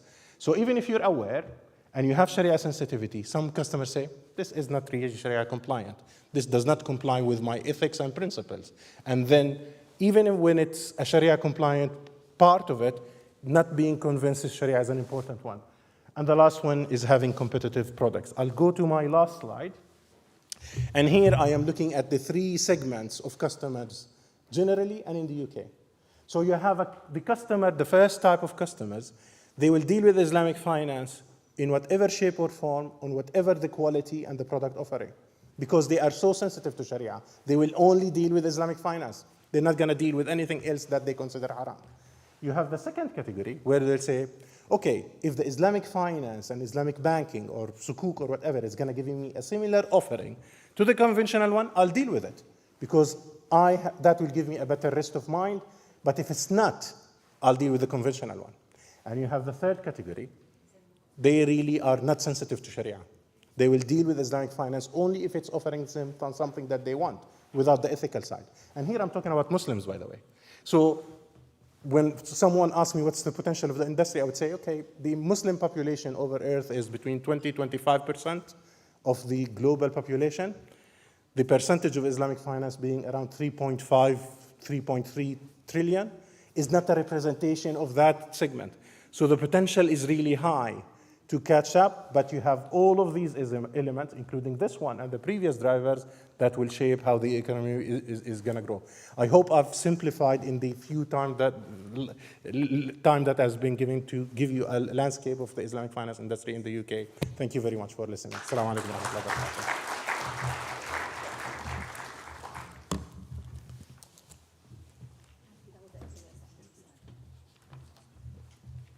Thank you very much to Mr. Bashir Al-Natur. I'm sure you find that fascinating, and if that's available online, I'm sure we'd all like to go through the presentation again.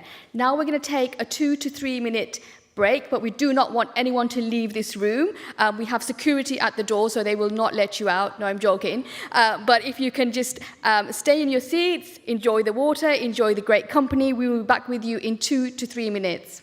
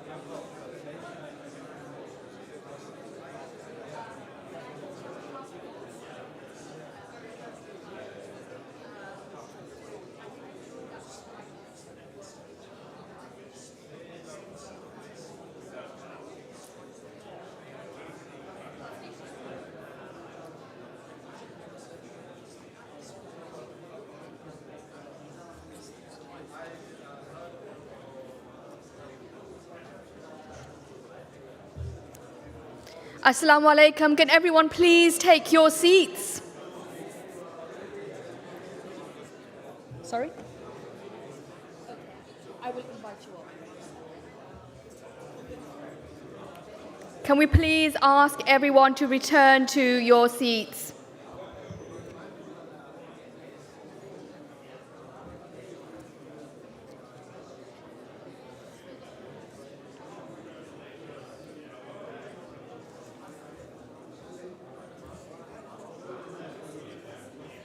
Right, we would like to start with our next session, so if everyone can return to the ballroom so we can start our next session. So welcome to this series of enlightening, factful sessions led by Islamic experts and experts in Islamic finance. The first session will be led by Dr. Jonathan Erkebrak. Let me tell you a little bit about Dr. Jonathan Erkebrak. He's the chair of the Center of Islamic and Middle Eastern Law at SOAS University. He's also a senior lecturer in transitional finance law and also an author. Dr. Erkebrak's research over the years often involved economics, finance, sociology, and in addition to legal considerations. And a very interesting fact is he can speak 4 languages: English, German, Arabic, and French. Now, this session will explore 3 important aspects of Islamic finance: the legal framework of Islamic financial services, the official engagement in the Islamic economy sectors, and the adoption of new developments in Islamic financial services. Please, can I welcome on stage Dr. Jonathan Erkebrak.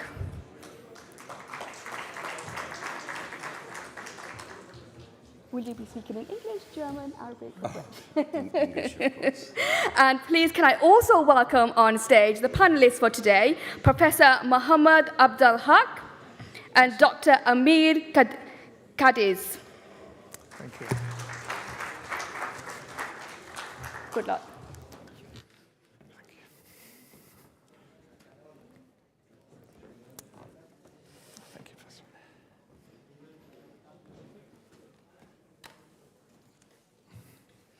Salam alaikum. You can hear me. I think the mic is now functioning. Ladies and gentlemen, I'd like to start off by thanking the organizers for inviting me today. It's my second participation at the Al Baraka Summit. I previously was in Bahrain in 2017, and it's an extremely elegant affair, and what a privilege to give a talk to this audience. I wish all my lectures were this elegant. I'd have quite a different view of academics.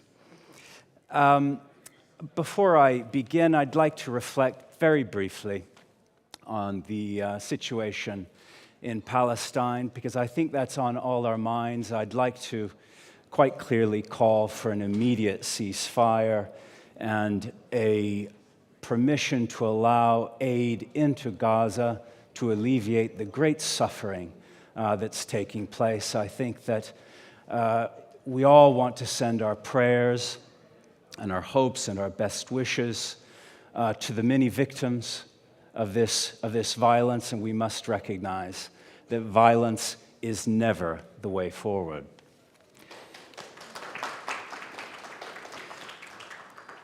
Now, we're talking about the legal aspects of Islamic finance in the United Kingdom, and this is a topic that I've worked a great deal on. Transnational Sharia must be facilitated, regulated, and adjudicated in the global economy. Does this mean, however, that we should establish a pluralistic regulatory order with diverging logics and a lack of uniformity? Well, in fact, a public response to a government consultation in 2008, and this is subsequent to the development of Islamic finance legislation in the UK Finance Act 2004, regarding the issuance of sukuk, fielded a number of interesting responses. Respondents felt that, quote, it was inappropriate for the government to issue sukuk or to take any action which could result in the incorporation of Sharia into English law. Mind you, this is in a political atmosphere when the Sharia was quite quite a controversial topic in English law. Further, disclaimers should be required so as to shield the government from claims that it's engaged in marketing non-Sharia compliant products. I might actually agree with that, and I'm certain that I have in some of my writings. The government's facilitation, moreover, of Islamic financial structures within English law forced it to adopt valid interpretations of Sharia-compatible structures. Again, I actually agree with that position. But in general, we must say in English law and in the UK legal system, the facilitation of Islamic finance has been seen as a relatively benign subject, unlike family law and inheritance law issues around Sharia councils, which have a representation amongst Muslim diaspora in the country.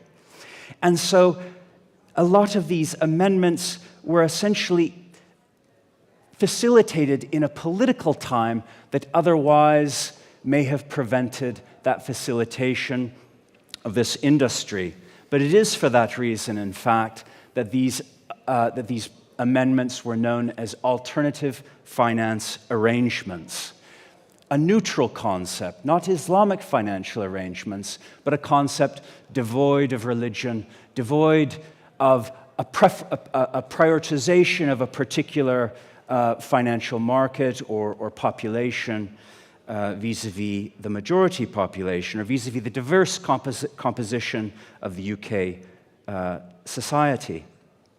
The government sought to include all financial institutions operating in the UK or seeking to do so under the same standards. And that would be true whether or not, regardless of their country of origin, the sectors in which they sought to specialize, or their religious principles.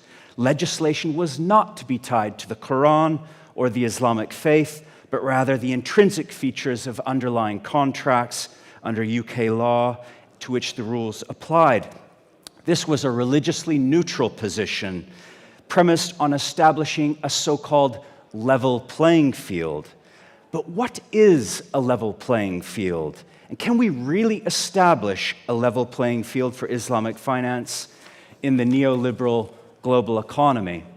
Now, these are some of the academic questions that I have worked on, but in practice, successive legislative amendments have centered on, in fact, removing tax disadvantages or disincentives, and that has been particularly the case with respect to legislative facilitation, where the form of the law has been the focal point. However, in relation to regulation, the substance of transactions has drawn the interests of regulators' focus, and specifically difficult issues related to regulatory classification, as well as those relating to the two-tier mudaraba, the theoretical mode of Islamic financial intermediation, which has quite a unique solution in the United Kingdom. In terms of adjudication, several important cases developed, one which is a precedent, namely Beximco amongst Symphony Gems and the investment DAR.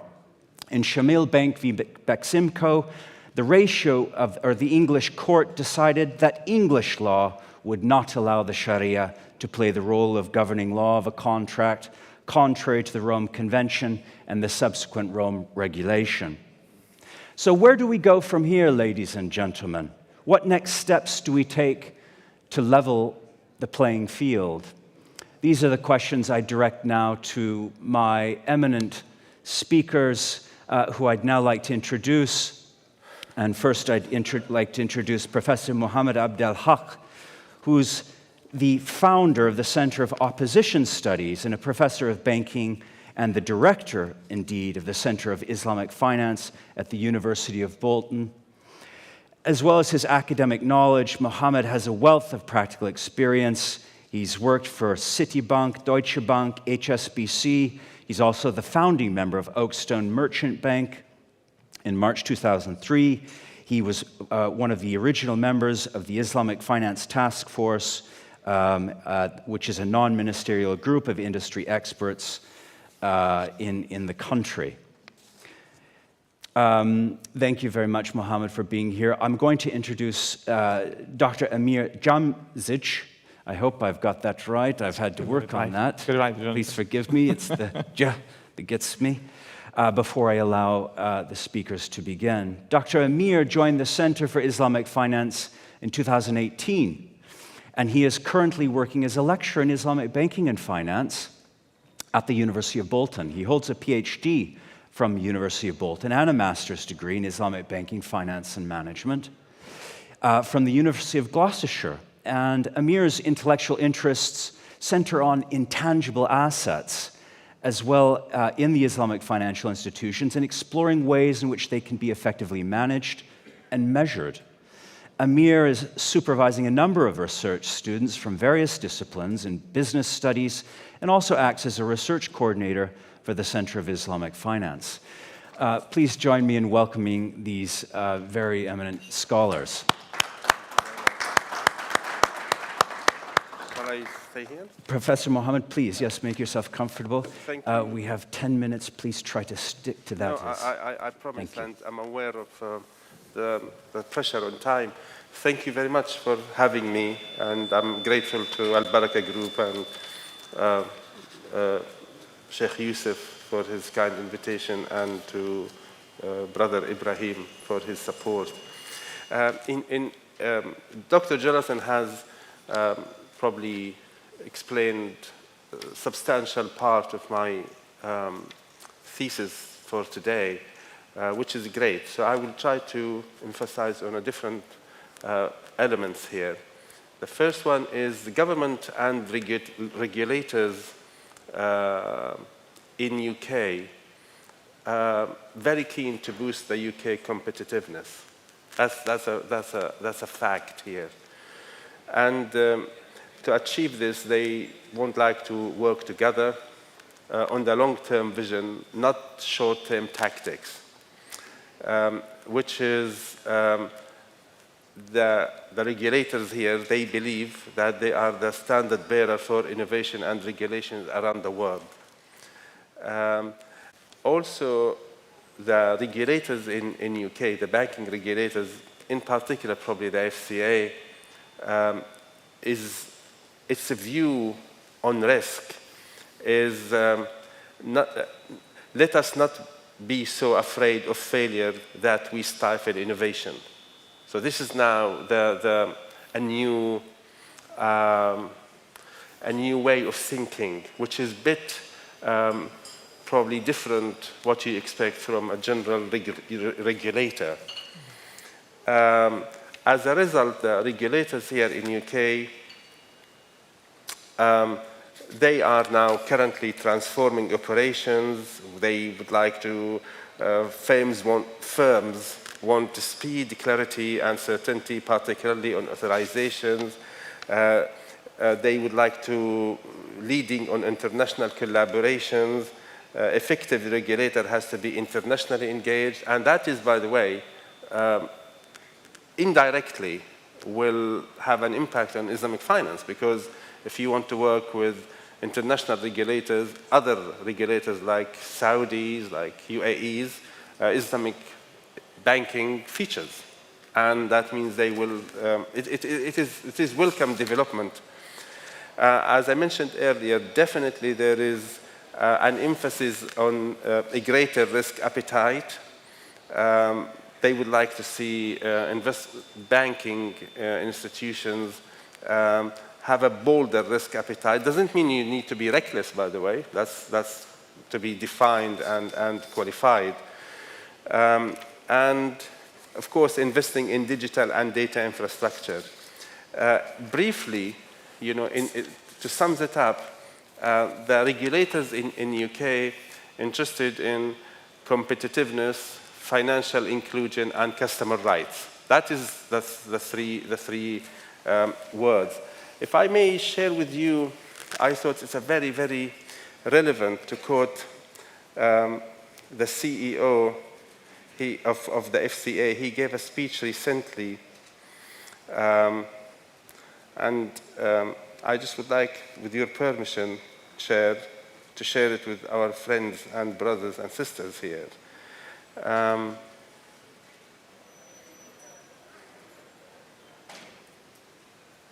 Sorry, I'm just trying to...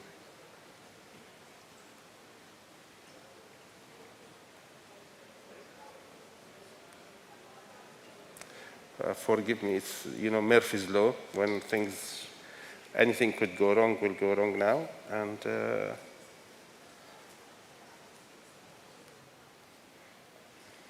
I found it.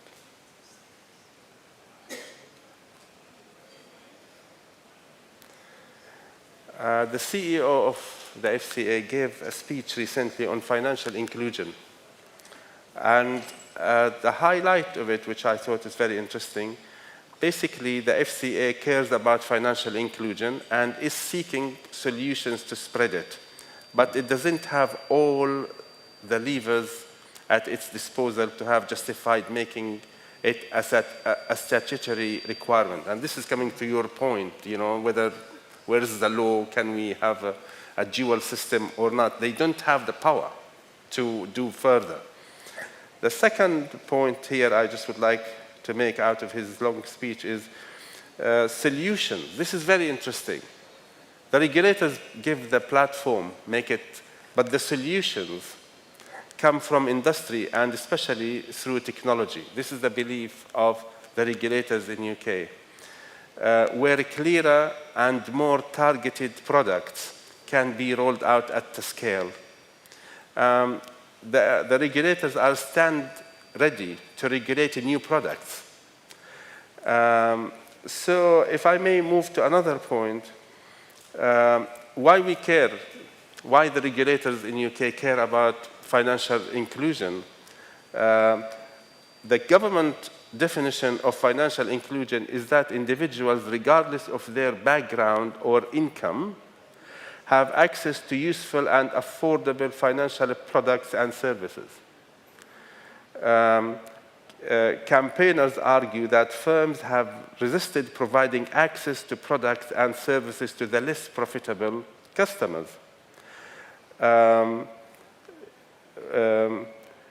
Over time, with more personalized profiling and pricing, some groups may be left behind as the computer says no to their non-standard fit. And Islamic banking client, probably they will come under that. The unbanked, the ultimate excluded is the unbanked. The ultimate example of financial exclusion is not having a bank account. To put it simply, the most unassuming but most essential financial services is to have a bank. If you don't have a bank, you are definitely excluded. There is in the UK 1.1 million adults, i.e. 2.1% in the UK, they are unbanked, of which, out of those, 10% of the Muslims have no, in UK, 10%, and this is an official figure, by the way, 10% of Muslims have no account, and 7% of those without work. So that you can see now the correlation between unemployability and bank account. In UK, if you don't have a bank account, you can never have a mortgage. If you can't have a mortgage, you will never can have a house. If you don't have an address, you don't have a bank account. It's a very brutal cycle here. I need to, okay, so briefly, but Jonathan, you are very kind. You discussed most of my paper, but okay, let me go briefly. But Jonathan was very kind to explain, but I will go within 1 minute here. How can I move this? Yeah, okay. So the legal framework of financial services in UK, you have regulatory changes allowing Islamic financial products. For example, now the regulators allowed murabaha for property finance. Islamic banks authorized, as the chair said, authorized, not an Islamic bank, authorized as a financial institution, but after that it's up to the management to decide if they want to follow Islamic banking principles or not, rather than an Islamic bank So that, for example, to make things more clearer or simpler, if you declare yourself as an Islamic bank in Britain, the regulators, if you don't have a Sharia committee, the regulators will not come and say, where's your Sharia committee? That's up to you to decide. And up to the customers to decide whether you are an authentic Islamic bank or not. Of course, we are aware of the Sukuk legislation, tax and regulatory framework. There is definitely a contribution here because, you know, in Murabaha, you know, the stamp duty in Murabaha, real estate finance, there is buy and sell. The regulator or the taxman here decided to consider this as a one transaction, i.e. one tax duty rather than two. The second point, Islamic finance refers to financial activities that adhere to the principle of Islamic law. In the UK, the Islamic Finance Task Force there was a task force initiated by the Treasury to discuss the challenges, opportunities of Islamic finance, Islamic banking in UK. And of course, it has been culminated by having a sukuk, and that was the first one. Again, supporting Islamic finance, we mentioned those earlier, including the financial inclusion, Islamic Finance Task Force. This is basically the journey of it, and growth of Islamic finance. Again, this is, the previous one, which is takaful, there is a big mismatch in UK between when it comes to Islamic banks or Islamic banking and Islamic insurance. There is no, it's not working in parallel with each other. Despite that, the regulation is accommodating that. We talked about this. Can we, in fact, shift some of these questions, in fact, to the discussion? Okay. I think that would be great, and then we. And that's it. I'm done. Thank you very much. Thank you. Dr. Amir. Right. I'll take the lectern. Sure.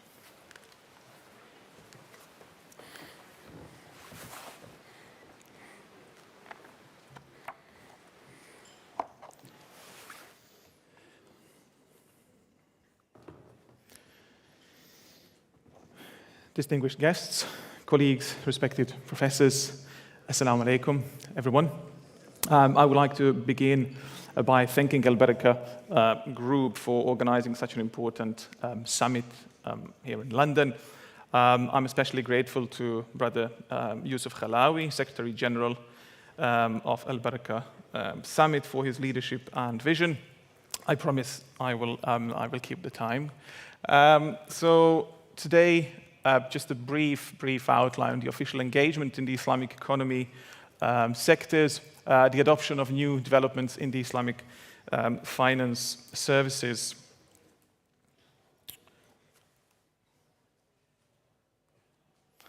Yeah, just a quick overview of legality of Islamic finance solutions, endorsement from English law. One of the key principles of English law is that the freedom of contract is paramount. So it means that all parties are free to enter into any type of contract they wish, provided that is not illegal or contrary to public policy. Jonathan, correct me if I'm wrong. Also to mention the FCA, one of the primary regulatory body for financial services industry in the UK. It has issued a number of guidance notes and rules that are relevant to Islamic finance. Then we've got the government's involvement in governing and regulating Islamic finance in the UK. And it is important for a number of reasons, as we know. It helps to ensure that Islamic finance sector runs in a fair and transparent manner.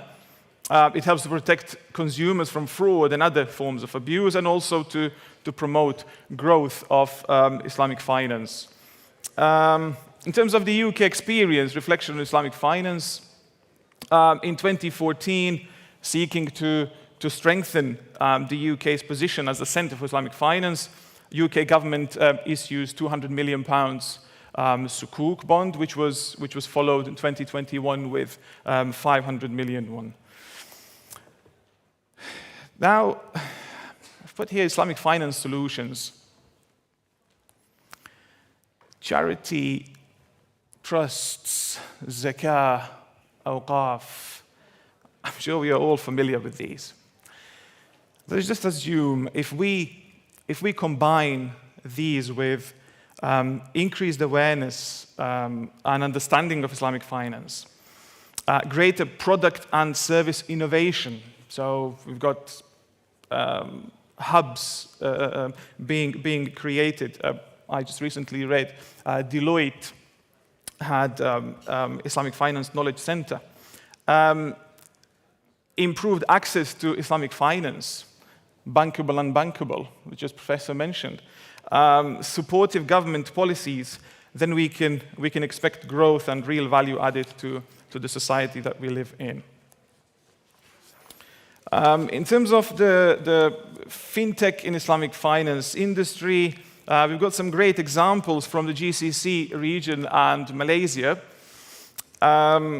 Sidra Bank, for example, world's first Islamic decentralized finance. Shuraka from Malaysia, digital marketplace for Rahan. Zeed from Egypt, another digital wealth management platform. But in the UK, we have rather limited range. One perhaps that stands out is, and we came across, is Wahid Finance, Wahid Investment actually, and they raised recently over $50 million. So the question we really need to answer is, why do we have such a limited choice?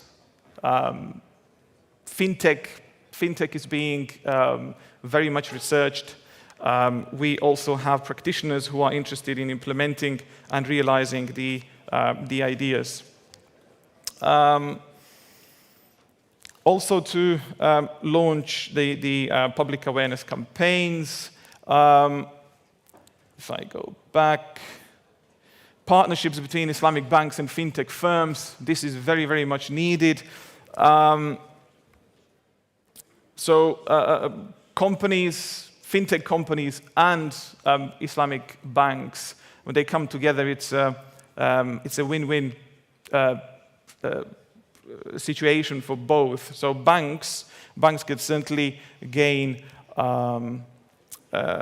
access to new technologies, improve customer experience. They can also reduce costs and gain competitive advantage. On the other hand, we've got opportunities for fintech companies to benefit from the resources and also from the expertise of the banking sector, and also they can reach wider range of customers. UK Muslim charity sector, £700 million with an estimated growth of 4.4 billion. We know that Muslim charity sector plays important role in the UK in empowering Muslims and other disadvantaged communities.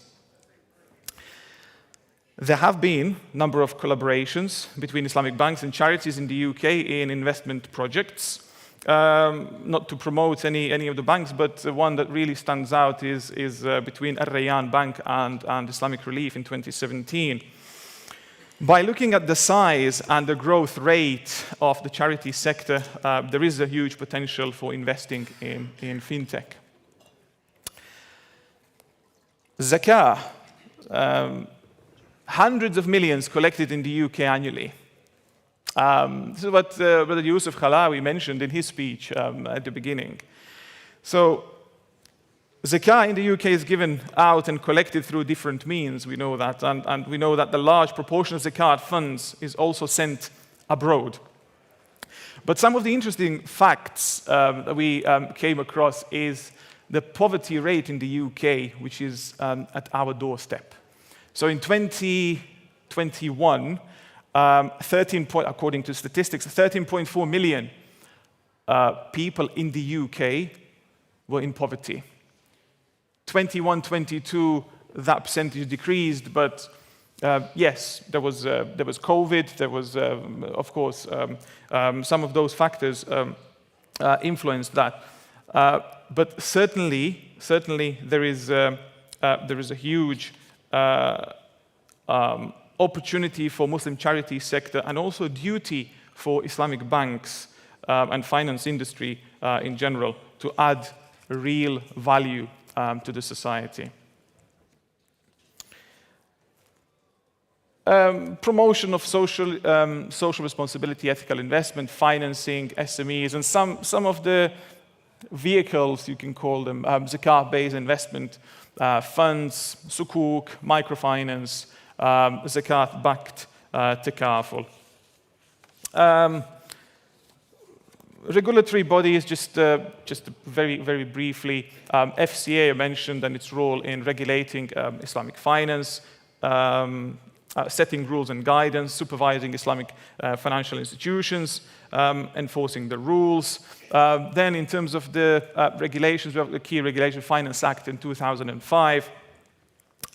With the most significant point is removal of double tax, double stamp duty, which we mentioned. Then in 2007, we have an update, Finance Act 2007, which covered sukuk with the intention of paving the way for the inaugural sukuk issuance from the government.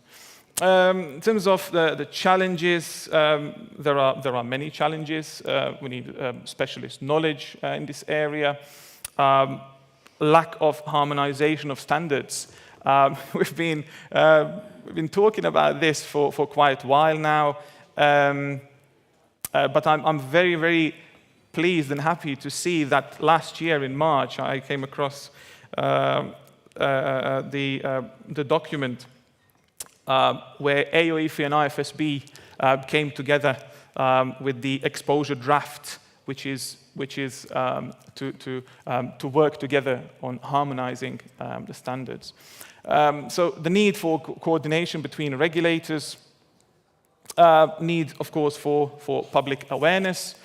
Recent developments, establishment of UK Islamic Finance Task Force in 2015. Professor Abdul Haq, he was part of the team. I don't want to go into that. I've got 10 seconds. Excuse me. I'll need a minute. Then basically hosting World Finance Economic Forum in 2016.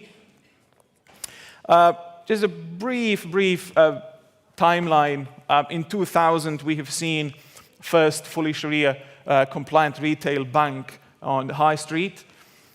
And up until 2022, we've got Islamic finance assets projected 50 billion, but it is five times more, right? Looking ahead, sukuk, prospects for sukuk expansion in the UK are positive. Growing Muslim population. We had, well, according to statistics in 2011, 2.7 million Muslims were in the UK. 2021, 3.9 million. In the next 10 years, it is expected for number to exceed 6 billion Muslims in the UK. So surely there is a much more need now to cater for needs of Muslim population in the UK.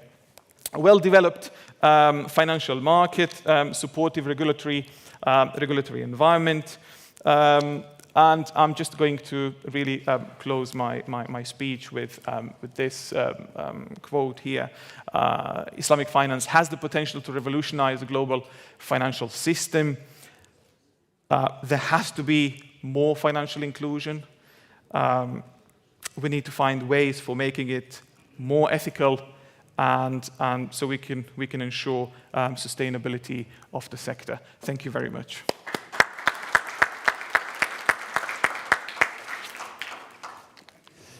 Thank you very much, Dr. Amir and Professor Mohammed. Those are both very insightful presentations. I'd like to follow that up by asking a very straightforward question. Has UK finance, Islamic finance, been successful? Is this a successful project? Has it reached the people that it sought to reach? Again, it depends what's your, from where you start. I mean, remember, in the last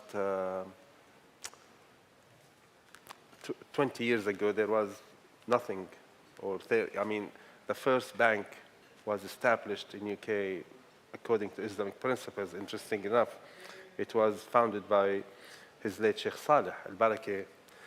And the experience was successful and not successful, ended up, the bank has not carried on. The communities engaged, but not as expected.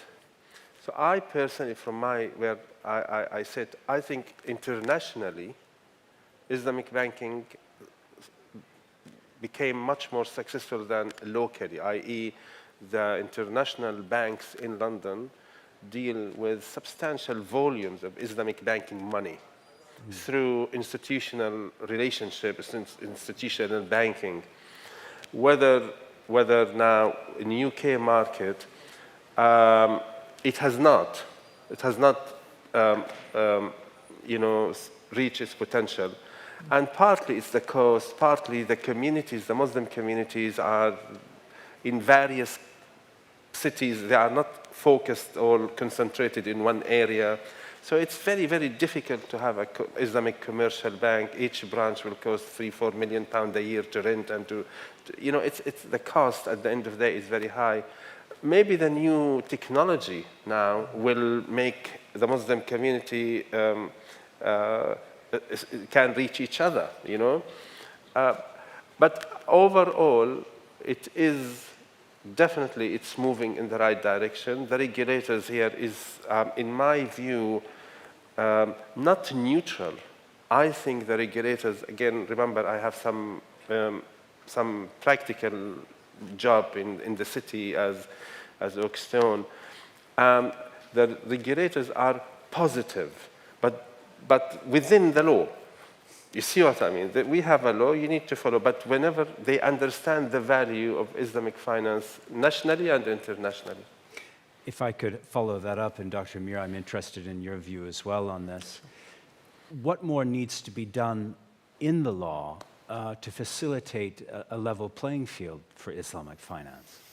Right, this is interesting question. I'm not a lawyer myself, but we come across these we need a level playing field. I personally believe that Islamic finance is operating currently within the framework which is already available, and how to develop that, how to move to a dual banking system. I mean, if we look at, for example, Malaysian experience, I mean, you have completely different level playing field, so-called, which really allows banks to come up with more innovative ideas and implement them directly in financial system. So in the UK, I personally believe that, allow me to say, Islamic banks are as Islamic as they can be within the framework. If I may? Yes, of course. I mean, again, we can debate as an academics about level playing field, but I think here in this society is the demand need to be there. For example, the supply will create the demand. So, for example, if you are a Muslim investor, a small investor, if I have a £200, I want to open an account for one of my daughters, for example, I can go to Barclays and I will open an account. Okay? I don't think there's any Islamic bank in UK, and this is facts, it's not a criticism, just factual things. You can't go and open an account for £500 in Islamic bank. They are only geared for either high net worth individuals or probably some of them ultra high net worth individuals. So you need to have 1 million. You need to have 500,000. For example, you can't go today to, I don't want to mention names because I'm not criticizing here. But if you are a small depositor investor, you cannot have an Islamic bank account in any Islamic bank in Britain. Is this, I mean, this financial issue, which seems to be quite a factor in whether or not people access Islamic retail banking, would you say that this is the decisive issue? Because Islamic finance retail banking has been rather troubled. I personally believe so. I don't think it's the regulator is not going to tell banks you should accept this and this. This is up to every individual bank to decide. Again, the universal wisdom, supply create demands. So there's no supply. There's no supply. I'm not trying here to defend the regulators. The regulators, they don't need defending. But I don't think the issue is whether it is a level playing field. Beyond the supply issues, is there a view of the industry amongst potential customers of Islamic banks that these instruments are indeed Sharia compliant, or in fact, is Sharia compliance something that UK Muslims feel strongly about? I have to be very clear. I can't speak on behalf of the UK Muslims here. I can speak from my limited experience and some of my personal practices. Again, let's compare Islamic finance to halal meat. Some Muslims in UK, they don't buy halal meat. They don't believe in it, whatever it is. That's fine. Now, there is other people, they only buy halal meat, and there is some people, they are, if all, as they say in Latin, ceteris paribus, all things equal, they will buy halal meat. So, for example, if you go to Waitrose, Sainsbury's, and you find halal meat and non-halal meat, you will go for halal meat. But if you are not willing to buy it from a small shop, let's draw an analogy here to Islamic. So if this person care about not only to eat halal meat, that means definitely he is aware of the power of prohibition of riba. The issue is there is no supply. There is no initiatives. Most of the initiatives addressing either international visitors, investors, or not the students, for example. Again, as I told you, I don't know about Dr. Amir, but I can't imagine if you have a £500 today and you want to open a bank account, you can. I mean, to be fair, sorry, forgive me, just one more point, and after that I will come back to you. I mean, for example, UK government has, we have student loans, yes? They discovered that some Muslim students, they are not interested to go to universities because the loan earn interest. So what did they do? They established a student loan according to Islamic principles. My understanding is they haven't actually. They haven't, but they are definitely on the way. On the way of it, because I'm involved in one of the committees or subcommittees and some few MPs. All what I'm trying to say is, now it is up to the Muslim student why the UK reacted, because the figures, the statistics. I mean, this is a great country with data, as you know, with the statistics. It's all about statistics here. They discovered that Muslim student, they don't go. They don't want to exclude them. So I think it is now the stakeholders in the Muslim communities in UK, now they need to engage more. And this is the importance of a conference like Al-Barakah, invite a lot of stakeholders here, which is great. And in order, I mean, you have 1,200 Muslim mosques, for example. Why they don't have Muslim accounts? Because there is no Muslim accounts for them. Okay, well, those are interesting points. just, Dr. Amir, added this do one. you want to add something to that before we open it up to the audience? Absolutely, yes. Raised awareness and inclusion. I mean, we've seen in from conventional banks, we've seen that they are out there. They go to schools, promote finance. And in terms of the inclusion, financial inclusion, just want to point out, yes, well, Professor Abdul Haq said. So if you have just ordinary person, or let's say a student, if you are about to open student account, you want to go and support Islamic finance, and then you come to the branch and you need a deposit of 500, 1,000 pounds. I mean, that is certainly something which puts customers off. And we know the reason why, operational costs, but certainly Islamic banks need to look into this in order to attract more. Okay, thank you. I'd like to now open it to the audience. Any questions, please? Yes, the distinguished gentleman here. Why don't you go first, if you wouldn't mind? Oh, do you need a microphone? Oh, I'm sorry. Professor Kabir Hossain, please. Yeah, thank you. It's a very interesting panel. Actually, you're talking about this halal and ecosystem. You know, unfortunately, the halal food and halal finance got disjointed at birth. Does the UK population know that their halal chicken is not really financed with halal money? Most of the cases by haram money. You're talking about the ecosystem, supply and demand. There are a lot of opportunities. Now, how to go about in the UK or in the entire world? Because we are so much fixated on halal food, but we never think that this halal food is not really financed with halal money. Most of the cases with interest-bearing money. Any thoughts on this issue? Let's take one or two other questions, and then I'll allow you to answer, please. First, this gentleman in the center, please. Wahid Kasser. Thank you very much, Dr. Abdul Haq and Dr. Amir, for your excellent presentation.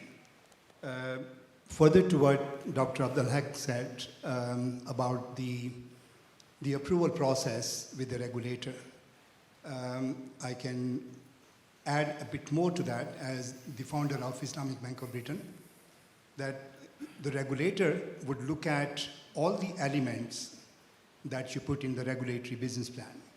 And the Sharia board is a very important element in that.